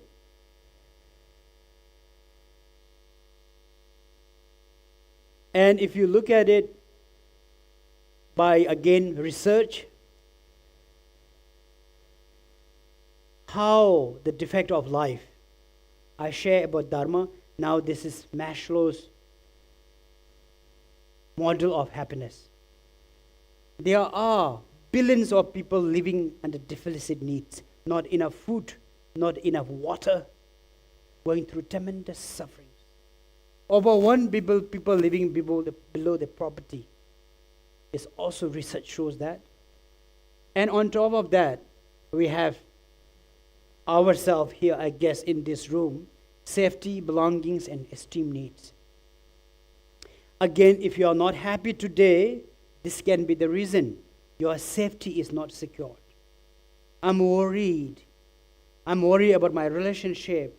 I'm worried about my health. I'm worried about my wealth. Or belongings needs. I have not enough. I must upgrade myself. And then, if you are somewhere, you are worried you may get downgraded, you may lose it, to maintain the self-esteem. This is a defect of life. Study shows this is how people are suffering in the world. Millions of people suiciding every year because of this religion, because of this defect of life. It's proven by study. Millions of people doing drug, alcohol, emotional abuse. According to the Dharma, we have 84,000 mental disorder. According to psychology, there are 300 is diagnosed and confirmed. All this happened due to these factors that we are not able to maintain ourselves. And somehow the being needs and self-actualization is not there. So now psychologically, spiritually, we are trying to facilitate fellow human beings to go towards the being and self-actualization. This is the purpose of every human being, for your children, for your friends, for your company, for your future. Otherwise, this has happened, this is happening, this will happen. Because if you look at it, if you don't do something about it, whatever we have is just a monkey and his trap. Similar to what I share, it's a very popular story. If you wanted to murder or capture monkey, you must use peanut in the jar. The monkey goes in to grasp the peanut, and his attachment towards the peanut is so strong, he will not let it go. By not letting go peanuts, he get hammered and murdered. Many of us today, if you look at it, our problem is like a peanut. Do you understand what I'm saying? But not knowing the problem, the issue is just a peanut, but we hold on it so tight till we get hammered emotionally. So what we needed to do is don't be like monkey and his trap, peanut trap. Just let it go. Let go the peanut, run. Look for your freedom. Free yourself from that peanut. You know. So have to know which one is more important, your life or the peanut. But most of the time, we are blindfolded by the peanuts. Similarly, as I was saying earlier, sometimes our life is full of pride, no ends to it. And it says it's a life It's like a bee in the jar. If you put a little bee in the jar, he will not know that he has no freedom. He will still fly a lot. But little bee is still in the jar. Do you get what I mean? When you think of too much, or when you are jealous of someone, that little person is in the jar. It won't go out. Whatever things they have right now is in the little space that they have, not beyond. I share this with the powerful people always. When say, Rinpoche, can we advise? I said, your power, your wealth is so temporary, but humanity will remain. It's so impermanent. First step when you are successful, learn to be humble. This will continue. But if you get too excited, like a bee in the jar, people will laugh at you one day. Many people happens like that. For example, Saddam Hussein. Maybe young people don't know. He used to be my idol, the Saddam Hussein, because I read his toilet bowl is also gold-plated. And as a little boy, I thought like, holy, how is that possible? There's a man on the earth, even the toilet bowl is gold-plated. I cannot accept that, and I admire him so much.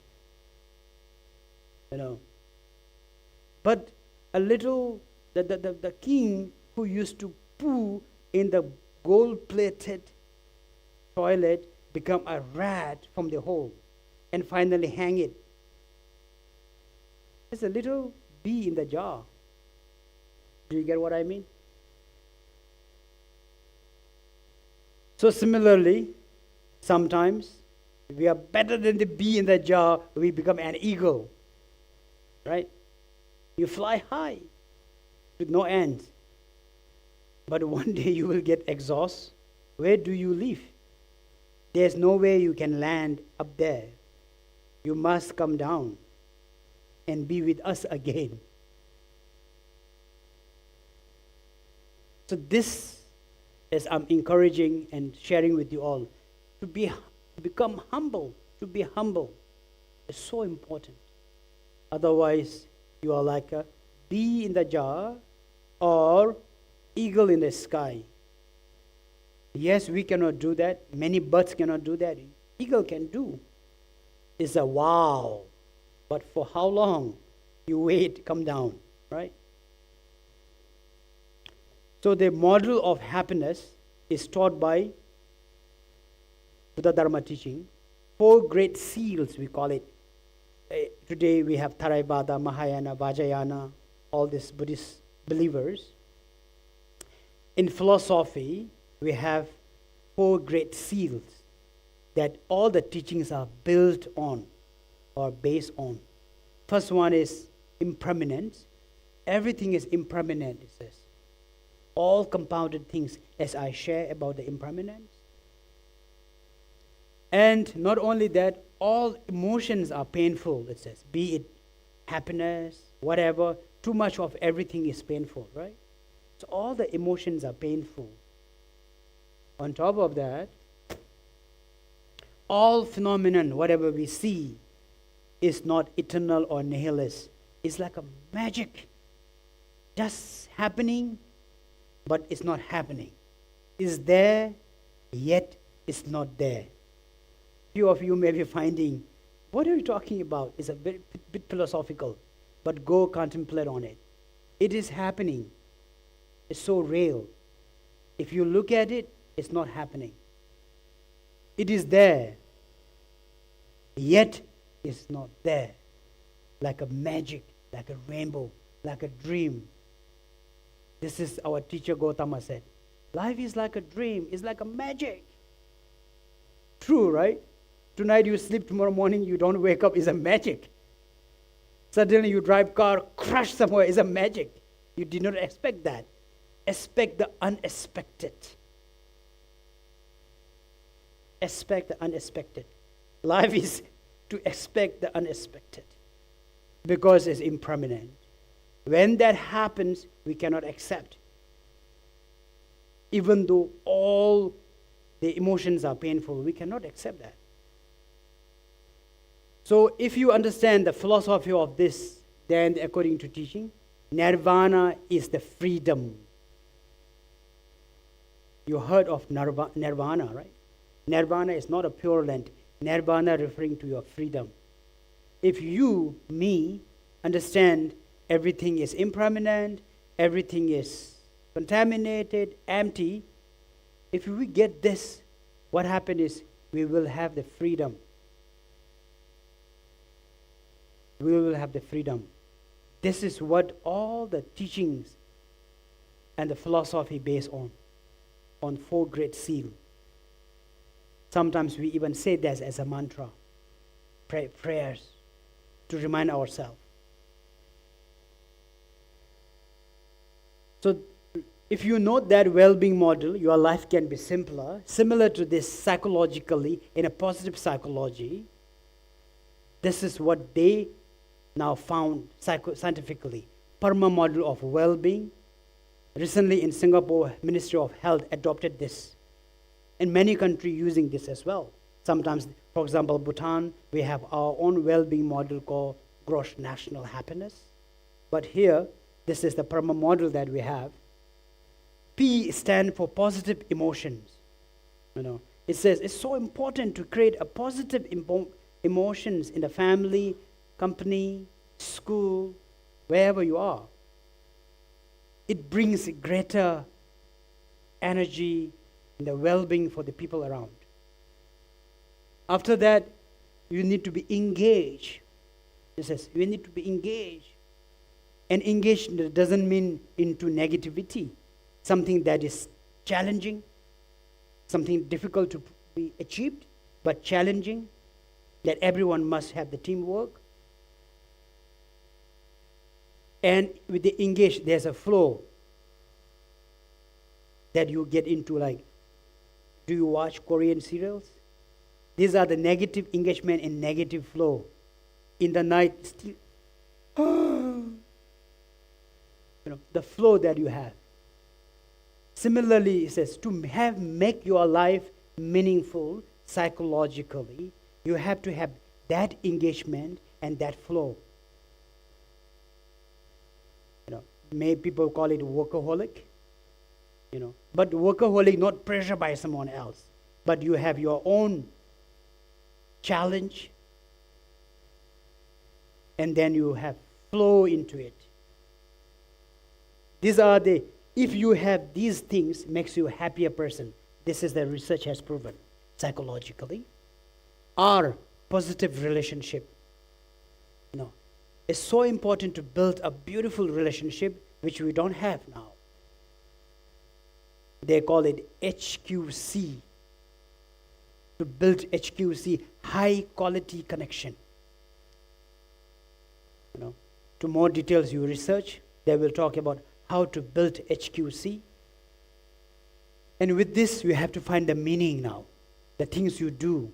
As I was saying, if you have flow in watching Korean drama, this is engagement, but this is not meaning. But if you have flow in reading books or voluntarily work somewhere, like today listening to my nonsense, this is meaning, for example. So you must have something that is rewarding, long-lasting, that has an impact on the society. That is meaning. Then you have to have accomplishment. Yes, I did it. Not halfway. This is what of the mode of the Asians, especially young kids will do that. Go to that school half, go that one half, trying to go into art, go into like music, become, right? So now they say most of them become YouTube blogger, right? YouTuber. That's the success. Sorry if you are a YouTuber here. So this is like, you cannot find accomplishment. Must find accomplishment somewhere. That will make you a happier person and more meaningful, it says. And this is also from CBT, of psychology, to help. This is for you to take away. We Asians are like that. This is called unhelpful thinking. I'm studying psychology as well to be a psychotherapist. And I find some of the materials are quite helpful and it's very much towards the Dharma teachings. And I even argue with my professor. For example, in positive psychology, there is called image visualization. And I ask, Professor, is it from Buddhism teaching? I don't know, lah, but this comes from Asia. He said, this developed from the East.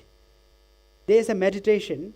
When you are stressed, you visualize. In Vajrayana, we do a lot of visualization. So in psychology, when you are stressed, you visualize. It says your anxiety comes down. It's very effective. So similarly, these are the negative thoughts. Not in the Buddha Dharma, we call it, we all have Buddha nature. You are very special. You are very divine. Like others are divine too. You must learn to respect. But here what happened? We have this all or nothing thinking, they call it. I don't want to take too much of your time. Search on internet. It's lists are there. Okay? 10 destructive thoughts or unhelpful thinking. For example, all or nothing, as the cup I talk about, chipped cup. If little thing happen, must disregard, cannot accept. This is very unhelpful for others and for yourself. Because being yes or no, black and white. Psychologically, they call it black and white thinking. Overgeneralizing. Everything is always rubbish, nothing is good. This is what happened. We always, right? Don't listen to it, they're rubbish. It's always like that. They must be doing this. We generalize everything. And that makes other people upset. That makes yourself very doubtful. And the mental filtering is one of the issues that we have. Again, only paying attention to the things that not good. You maybe have a beautiful son, daughter, good behavior. School, little mark they cannot make. You school, you stupid, you like this, you are not good. And poor boy, poor children get demoralized.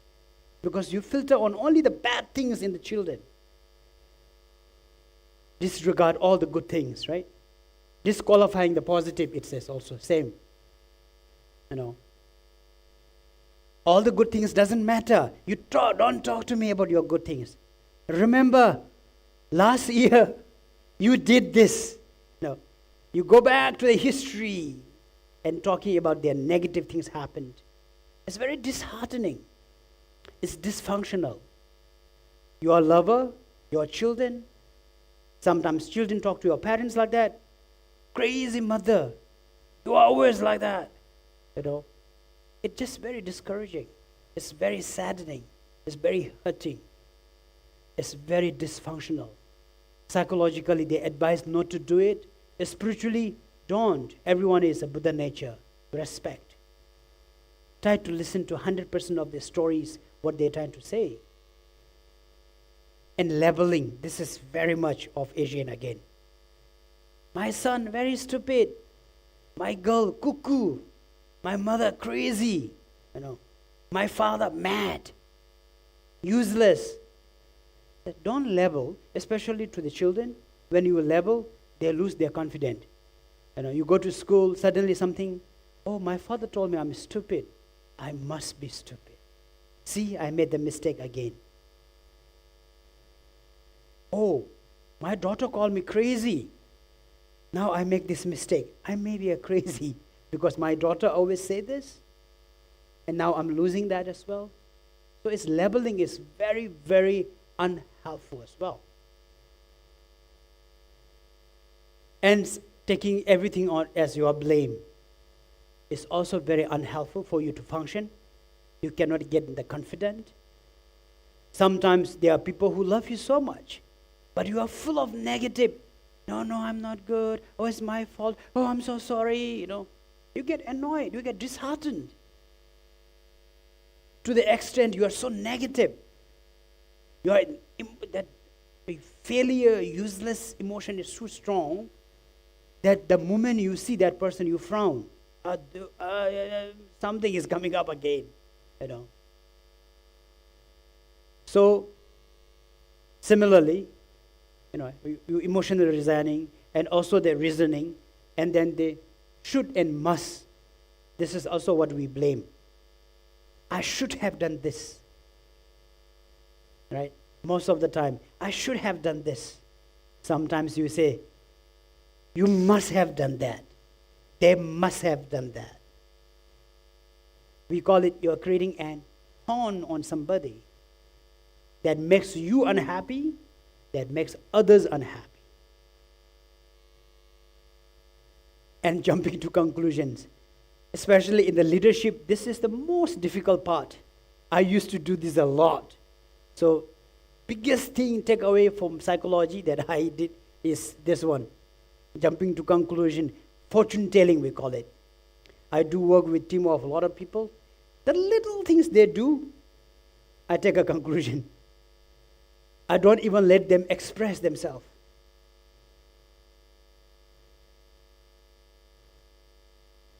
And in the end, this is the picture, what you are imagining, and your conclusion is not what they are trying to say. In the psychology, they call it listening power. You should develop your listening power. You listen, don't talk. Listen first. After that, you process. Then say, boo, papa, listen. This is what we're trying to say. Your full picture. Listen. This cannot do. I have the full picture now. Especially as a leader. Someone important in the family, company.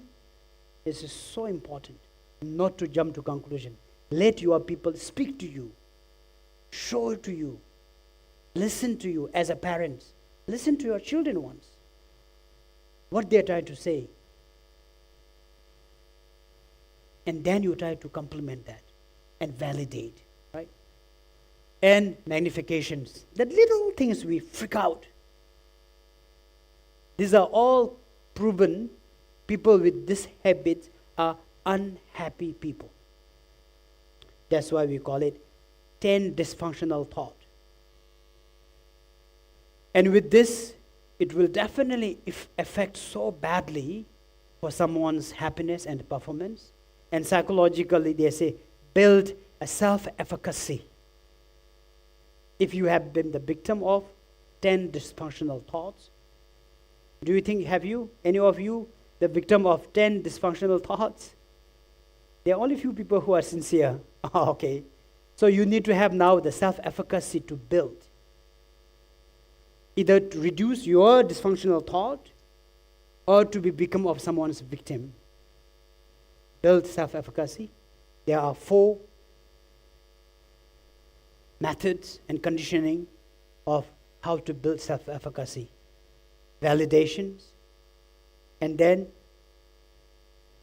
experience of your past, seeing others doing it, and all this will complement for you to build the self-efficacy. I find this is very beautiful again, to gain your confidence. By the way, confidence and self-efficacy is different again. The more you can research on internet.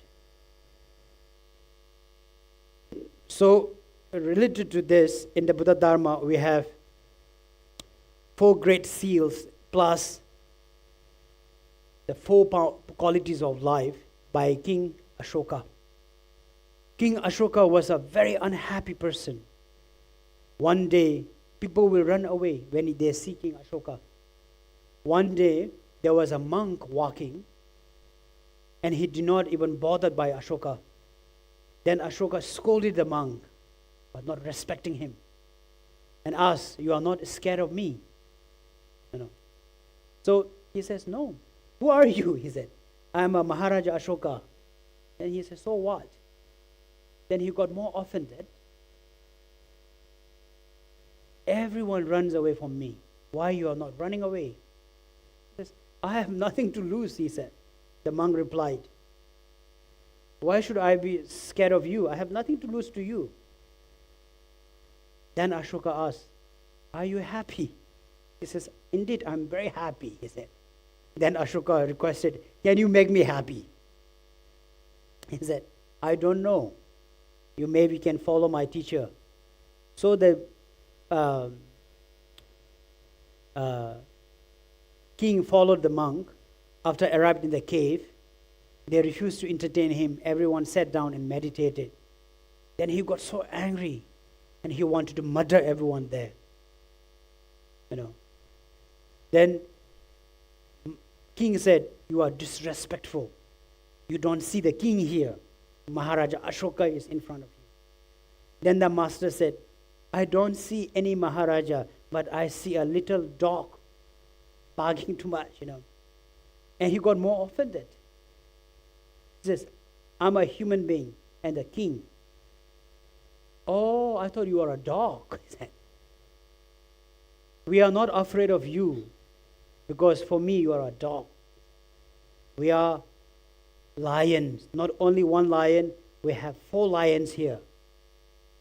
That's what the monk answered. Then he explained who are the 4 monks, 4 lions.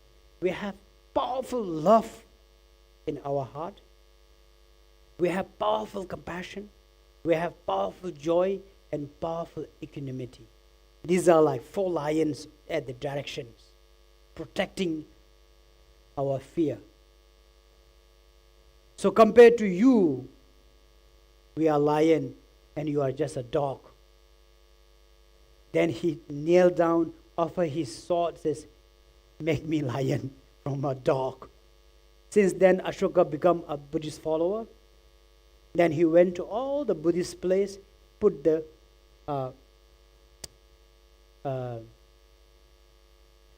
Ashoka pillar to respect him. It was 500 years after Buddha, so he was so mesmerized. He went putting Ashoka pillar into every place where Buddha visited. So today, Ashoka pillar is so popular, and this is what it represents. Meaning, if you want to be a lion, you must grow love, compassion, joy, and equanimity. Nothing to worship Buddha, Bante, monk, is to worship your inner light, to build this strength. This is the teacher Gautama taught us.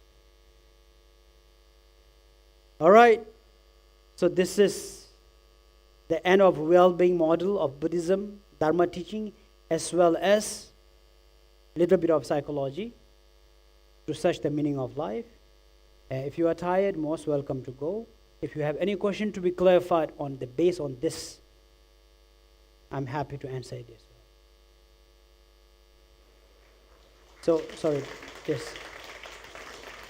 And thank you so much for letting me the Bihara, Siddhi, and also my students and Prashna who helped me to even invite to Maidan in the beginning and to continue my sharing of my knowledge. Thank you all. Sorry for keeping long. Any questions, you are welcome, please. Ya, thank you, Venerable. Ada yang mau bertanya, disilakan. Boleh bertanya dalam bahasa Inggris langsung ke Rinpoche ataupun dalam bahasa Indonesia.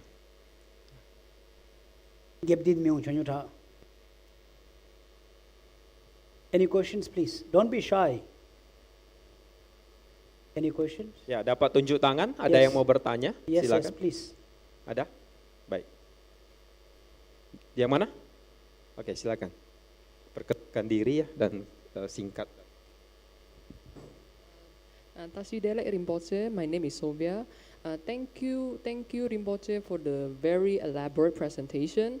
I have just 2 questions. Number 1, I learned that there are people who want to make the world a better place, a place where everyone can gain access to basic resources and where no one can be judged or discriminated because of their background or something. Does this mean that their efforts are useless given the impermanent nature of the world? Okay, that's question number 1. And number 2, it is said that we cannot escape our karma, right? No matter what. Does if we are if we do something, if we commit misdeeds, that means we have to pay for consequences. So if that is the case, why do we have to bother doing purification? Okay, can purification ever erase those misdeeds? Your question can be whole night talk. Your answer can be the whole night talk, I say. Oh, okay. Let's go by first questions, right? Yeah, first What one. happened is impermanents are there, but as long as it complement and benefit others, it's okay to continue. But the doer should be totally unconditional. Most of us do a lot of things because it makes sense to us. I help a couple of charity. The charity they do is make what makes them feel great, what they think is good for others. This is not what I encourage. Even though it's impermanent, as long I always tell need and want. Do something that is needful, not want.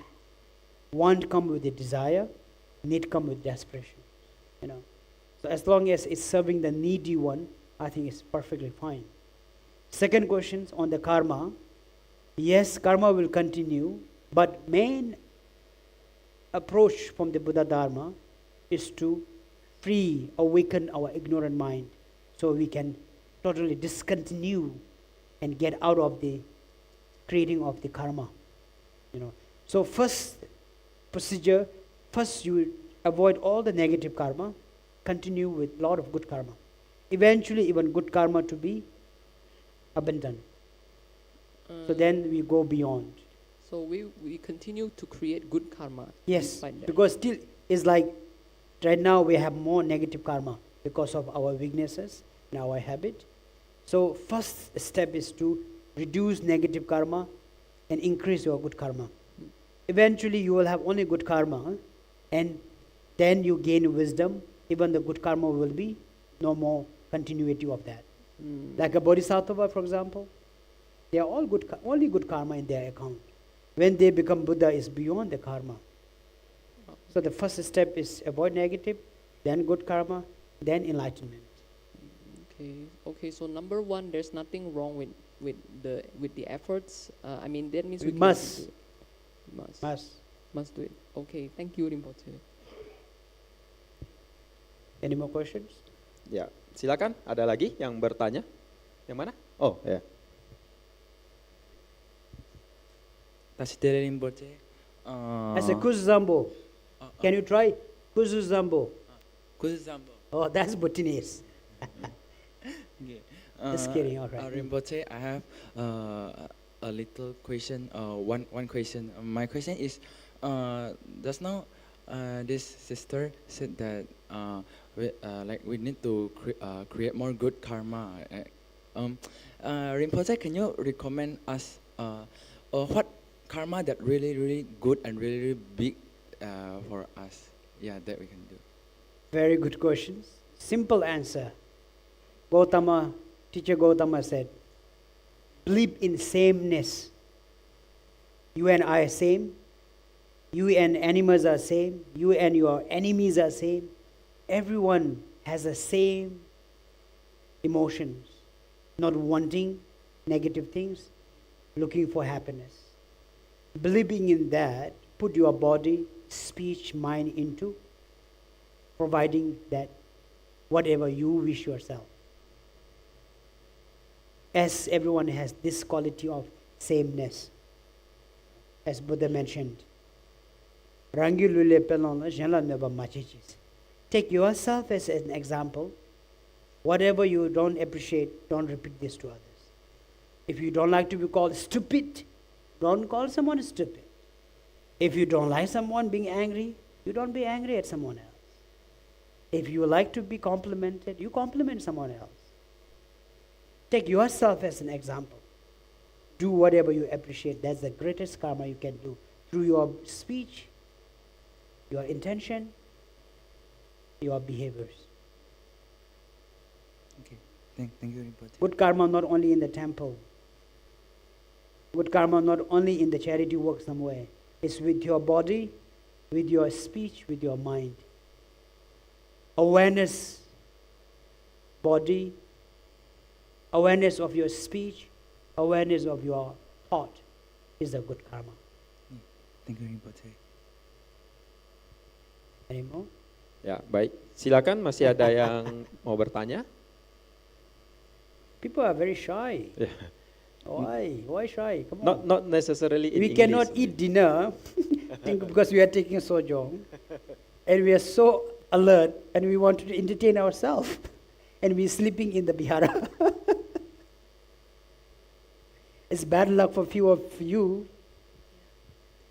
Okay, that's Yes. Rinpoche. Kuzambula, right?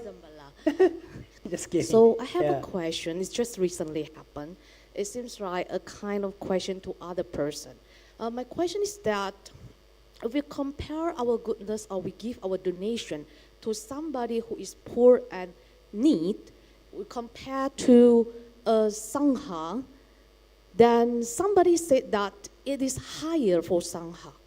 But as we know that it seems like our logic said that people who are in need, it seems like it's more useful for them for our donation. So according to the view of Rinpoche, Sorry, you're just muffling. The mic is too close, maybe. oh yeah, sorry. So according to the view of Rinpoche or research, Few Rinpoches, you may say. the view of you, okay. So View, my which- view. Uh-huh. My Which is- view. Okay, can be your view or the research can be said like that. Maybe don't use the mic. Can you just say without the mic? Sorry. Yeah. So, according to you or the research say that, actually, is it correct that we give donation to sangha is higher good deed than we give to somebody who's poor? Ah, okay, I get it. All right, so that's according to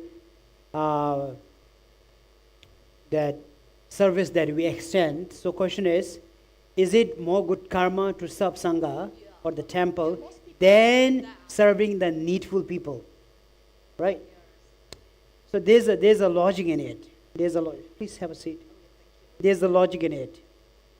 So I give you an example here today in the Bihara. We have 11 of us today, for example. 11 of us from morning 7 a.m., myself including now, I'm still dedicating my service. And this is, I have no salary, for example, no promotion. I'm doing it for the humanity, for example. Similarly, the monks, they're all every day doing with the four qualities for the well-being of others. And their thinking is very positive. Their disciplinary is very harmless. So now, say for example, I had this incident. One of my friend wants to donate quite substantial amount to build hospital. And then the person seek advice from me. Rinpoche, I prefer to help hospital.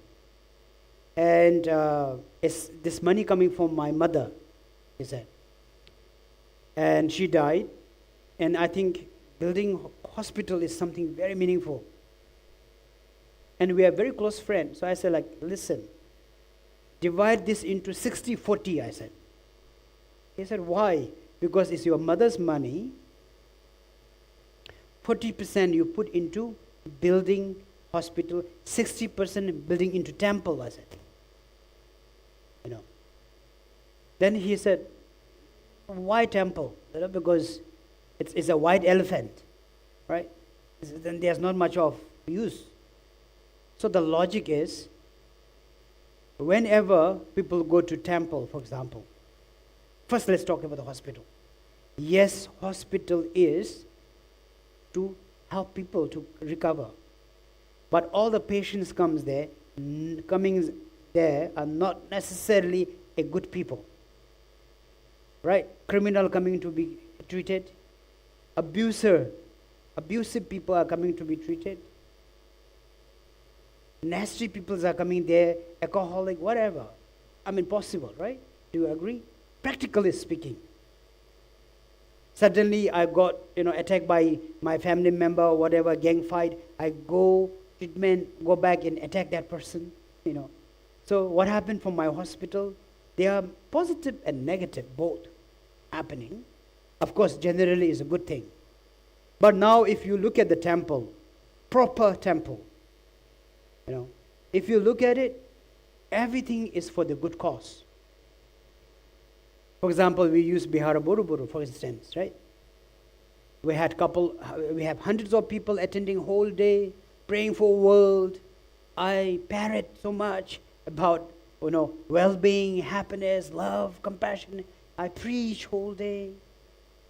They are possible. 1, 2 people become positive today. Today Rinpoche said something, I want you to do this. Later in the room, you may also take away something positive.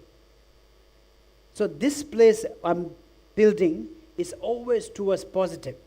It's a very rare there will be a negative beings will come here, you know, including the monks, for example, as I'm saying. So similarly now, this is then I reason this out, put a 45 for the hospital, 65, little bit more to us, because it has meaning in the future, continue of good karma, continue of everything perfect. People go there to pray for dead people, sick people, go there looking for peace. Something very positive for your dear mother, I said. Little higher percentage. And then towards the hospital, this is how much we put. Similarly, now serving the monk and then the beggar. You and I go today outside, we feed 10 people on the street. Today we have 11 monks here, right? 11 people. How can you guarantee these 11 are all positive people? Can you guarantee? All the bapag and bu you see you give today? You give 1 million everyone, for example. Say, what he will do this with 1 million? Can you predict a little bit? If he is someone alcoholic, he will drink. He may go and buy 1 live chicken and murder it and eat it. He may invest this into tobacco. He may go and gamble. Possible. Possible. When you give to the beggars, are you sure, are they really using it needfully? Can you guarantee? If there are 11 of them. You can't guarantee, right? Now, for example, today we offer to the 11 monks. What happened? They will look after, first thing by nature, they are controlled as our sharing with this today, our group. Yes, we are very lucky. We have many monks sometimes. Random monks coming from everywhere. I'm sorry if someone is watching it. Including myself, we can't guarantee that all the monks are good. Random monks can be part of this event, and things can be contaminated. Today, within my control, I brought set of monks like army, trained from the temple right away to the Bihara here. Not like, I'm going to Indonesia, you want to come? Maybe you wear monk robe, come.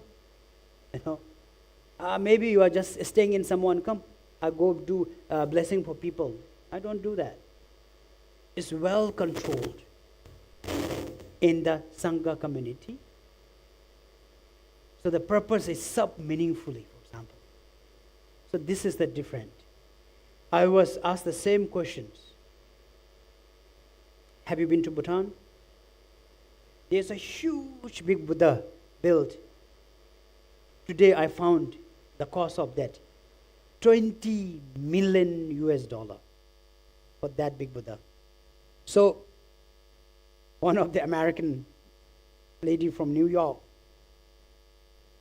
working for Northern Trust, came to see me crying. She is not Buddhist. She looked at me and says, are you a monk? I said, I don't know. What do you think? You know. She said, you people are stupid. You wasted so much money building this big statue up there. I said, I did not build it. She says, it's your job to tell them to not do it, she said, because you are a monk. I said, madam, I don't know who they are. I was told they are successful people from overseas. a very, very legacy family. And they are creating another legacy. You go to Bhutan, my family has built a largest statue in Bhutan. This will stay with me, is my ego, right? I said, I have no idea. If I knew the family, I would have definitely convinced them. So I was telling her, since you are into finance, this costs minimum $10 million. If the builder today give you $10 million, where are you going to put that money? I asked her. Oh, I'll invest. Invest into what? Can you guarantee it's an ethical investment? Okay. Well, it depends, she said. So I was saying, listen, today the investor is poorer by $10 million, turning into a big Buddha statue there. Meaning the family is poorer by 10 million. Do you agree? Let's do a mathematic here. Family is poorer by 10 million. Market is poorer by 10 million. But this 10 million is frozen there. I call it frozen karma. Instead of building that statue, I put this 10 million in the market. 10 million of karma, it will continue. Investment, return on investment. And don't know what kind of investment. But Abok, I give you 10 million, what do you want to do? For example, suddenly the ideas comes in. 10 million will multiply into so much of damage, so much of problem. Do you agree? I was using the Apple phone. Sorry, I'm a big fan of Apple product. Luckily, Steve is not there. Otherwise, I'll be sued for sharing these stories. And he's a Buddhist, by the way. So, for example, Apple product costs someone to sell his kidney to buy iPad. That investment money. It costs so much of torture in the factory for the manufacturing. So, meaning, this 10 million can multiply a lot of, even including building schools. You can't guarantee all your children will become a successful kind student. But crossing this into, so it's not, we don't look at how it really benefit the beneficiary there, how it will help the benefactor as well sometimes. By doing this, for example, the Buddha statue, 10 million USD is frozen till today. The family is poorer by 10 million. Market is poorer by 10 million. And the good news is 10 million negative karma is also reduced. In the end, this statue goes nowhere. Yes, is an white elephant, expensive to maintaining, but still people are donating money to maintain that, big frozen karma there. Does it make sense? There's a logic. I'm not brainwashing you. Use your little logic to do calculations. Balance sheet. So this is what it is. So normally, even the teaching it says, from 5%, 5 portion, 3 is to offer. 1 for yourself, 1 to give. We call it like this. Right up, left down. Offer and give. Offer more because it's the superior meaning. Why superior? Only purity. And give regardless of whatever it is. Because compassion must work. But some of us, through our little knowledge we have, we are so egoistic. No, this must do only giving. I got even attacked once. Says, what are you doing? And you are monks in the temple. One of the Mexican guys said, you people are so useless, he said. Eating so much food, do nothing, he said. Go work in the village, help villagers. All strong man, he said. What are you doing? He came to my temple and he scolded me. I don't blame him because this is his ignorant mind.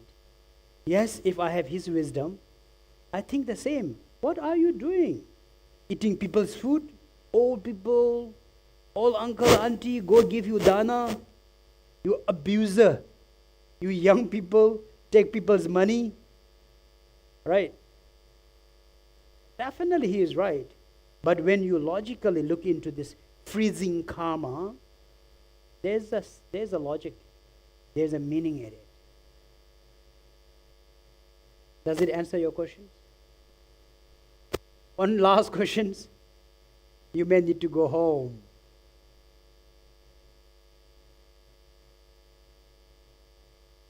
If any of you consider Buddhist yourself, try to study more.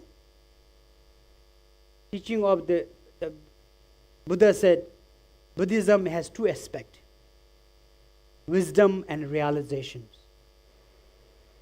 Most of us, we have only two aspects, temple and the monks, right? This is where we are stuck. For you, good karma is to build temple, good karma is to serve the monk. That's all. But Buddha said, my teaching has two aspects, wisdom, knowledge, and to realize that knowledge. Two, wherever there is a wisdom, my teaching is there. Wherever there is a realization on the wisdom, my teaching is there. So I encourage especially young one to study more. It's okay not to go pai, it's all right. But read more, study more, connect with the learned teacher. Try to go listen to, now these days YouTube has a lot of, but reliable, attached to a monastery is better, not random. Especially to be honest, be careful on the white teachings, people. Stick to, indigenous and attached to a temple. That will help. Because temple control the quality of the monk. What to say and what not to say. For example, my monk randomly cannot go and do YouTube nonsense. I will chase them. It governed. When you want to do YouTube, you search who is this master, where is their temple, who is governing them. Their knowledge is filtered, controlled. Yeah? Thank you so much. Good night. Thank you. Already? No questions, right? We still have one more question. Oh, sure. One more question, last Yes, question. yes, Okay, yes. pertanyaan terakhir ya, silakan. Cepat aja ya. All right, thank you for the great explanation, Rinpoche. So I had this one particular question, which is, as the belief of Buddhism, we put the belief of practicing Dhamma to be awakened, right? So does that mean that we could condition ourselves better to be enlightened by becoming a monk? So I think that's all the question. Thank you. Sorry, to become a monk or? Yeah, so because we know that in Buddhism, we tend to put our belief to be awakened, right? To be the Buddha, to be awakened. Yeah, so my question is, does that mean that we could condition ourselves better to be enlightened by becoming a monk? Sorry, the throwback is quite bad. Maybe try to ask without the mic, because the throwback is so strong. The question is it to become is the better way to achieve enlightenment like that? It really depends on your determinations. For example, I was a monk. I came back as a reincarnate for 9 generations. I'm still stuck. You get what I mean? So if you are like me, you can never be enlightened, even though being a monk. But Ashoka, he never became a monk. Being a successful king, one day he decided, he put his heart into Dharma and let his head follow his heart. And that's how he became enlightened beings. So especially if you really determined to become a spiritual person, not necessary to become a monk. But distraction is too much that you decided to be speeded up. It may complement, it's a condition. Being a monk, you will not become enlightened. Using monk as a part of the path, you will be enlightened.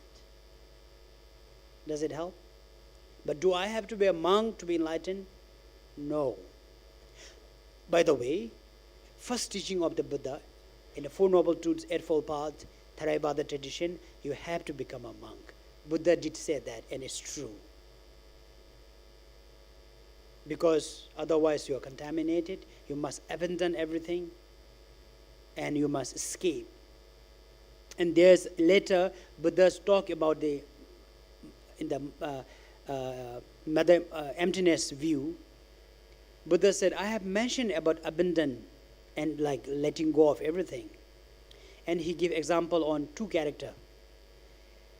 Attitude like a dog and attitude like a lion. He said, my first teaching is using the dog character. Meaning, I told everyone to avoid everything and escape, to run away. So this is what dog does, it said. When you chase, they will run away. Or when you throw stone or stick, dog will bite the stick or the stone, but not the attacker. So this is my tradition, Buddha said. Marriage life is suffering, wealth is suffering, blaming on the things around and dropping, running away. But have you really eradicated the problem? No, your emotions are still there. When you come back, you see that you will be attacked again. So teacher Gautama said, my second approach is like a lion. When you are bothered by those emotions, don't look at the things that are bothering. Look at who is bothering you.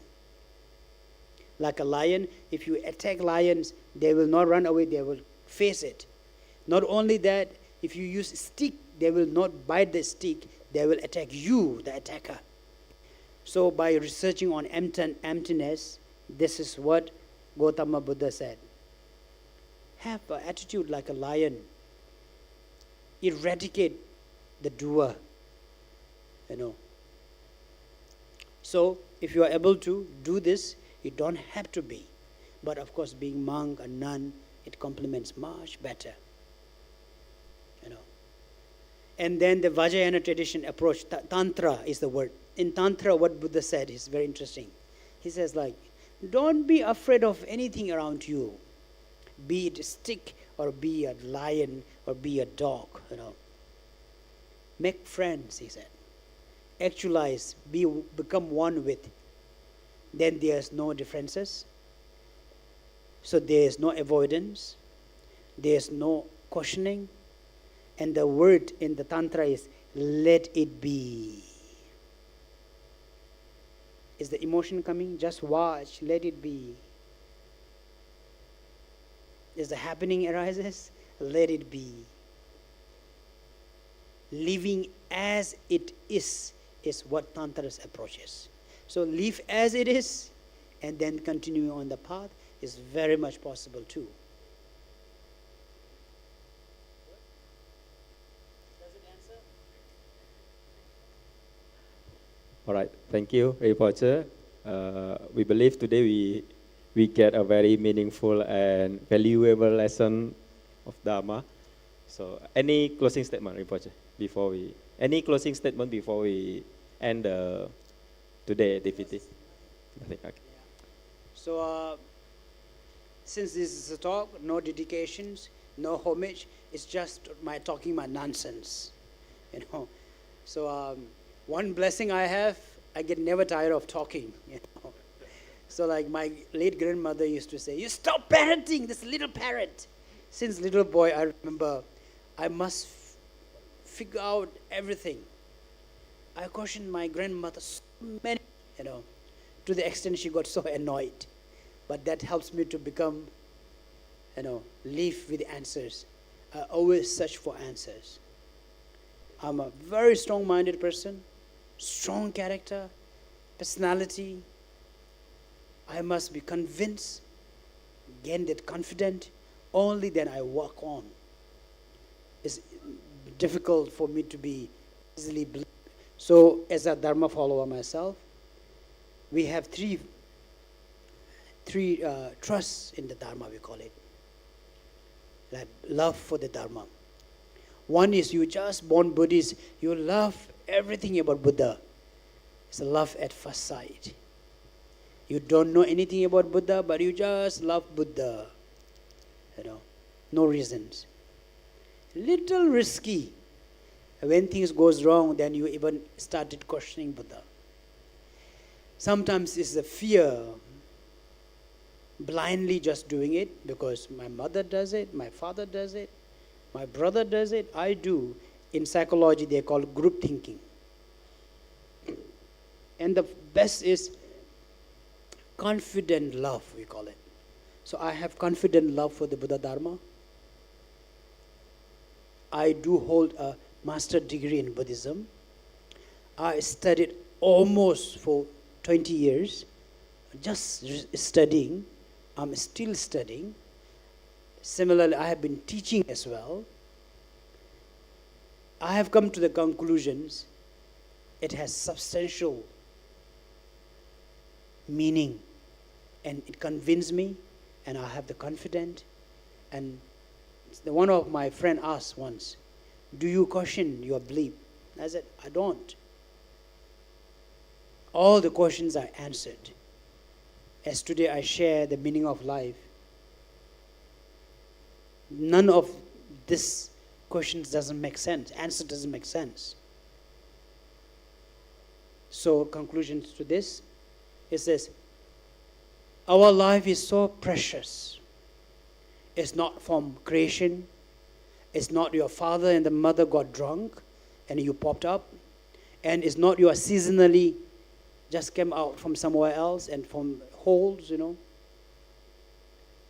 says, it's your great gift of karma that you are born as a human being. And to be born as a human being is a great gift that you could obtain yourself. But that beautiful life is so short. It's impermanent. We don't know when, where, how, why. That little short life that we live, you will be full of defect. Don't be distracted with little things not going right in your life. Instead, look for the light of nirvana. Be on the path from just a human being. Improve yourself to become human being. After human being, transform into a precious human being. When you say precious human being, not someone respect you, or you have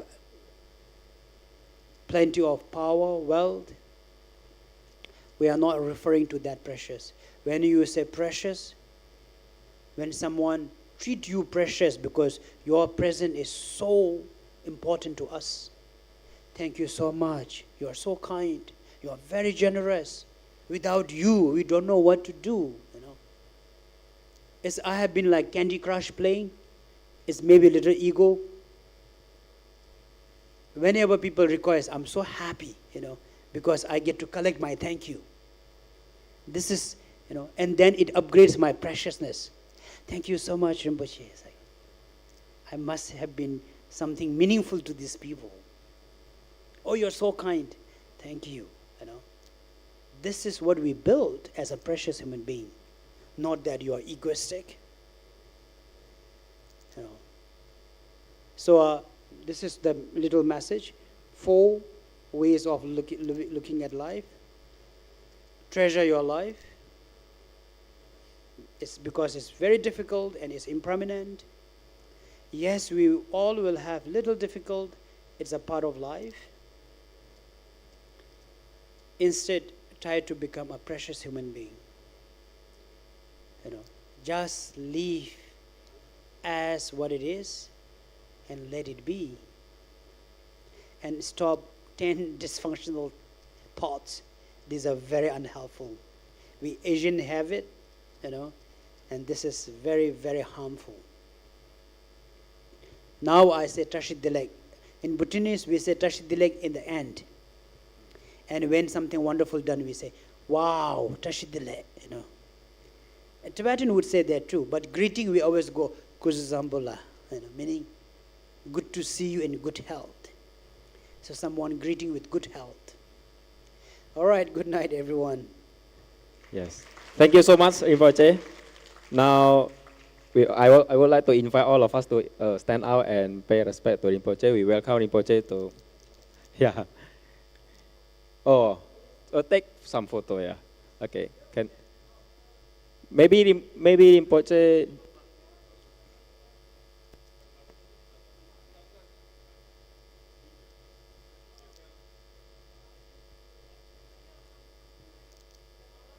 Ya, oke.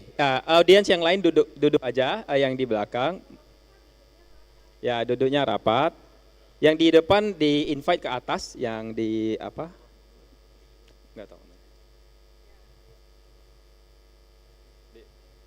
He would like to take photo from stage. Okay, from stage. This is the background. Ya, Kokos. Koswandi, ayo.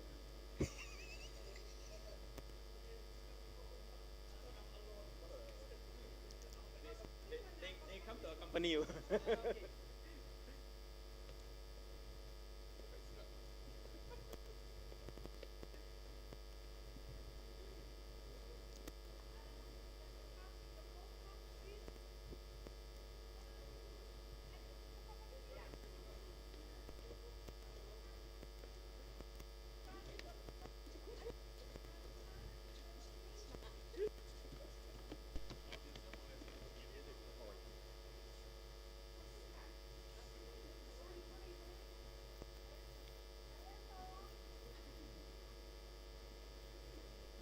Ya, oke, permintaan dari fotografer, nanti audiensnya berdiri semua ya, Bapak Ibu mohon maaf sekali lagi ya, nanti berdiri baru terlihat rupanya ya.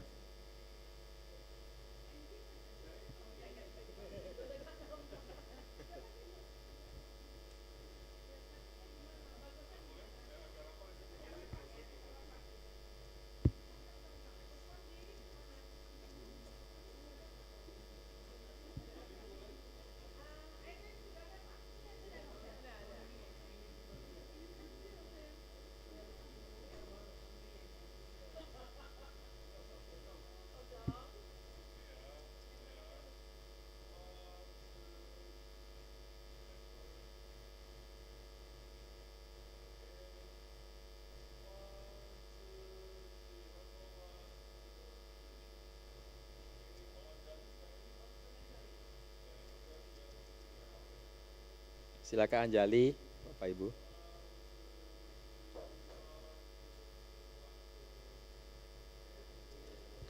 Baik, terima kasih. Ya, sekaligus kita we welcome Rinpoche to, we welcome Rinpoche to left the stage. Good night. Thank you so much, Rinpoche.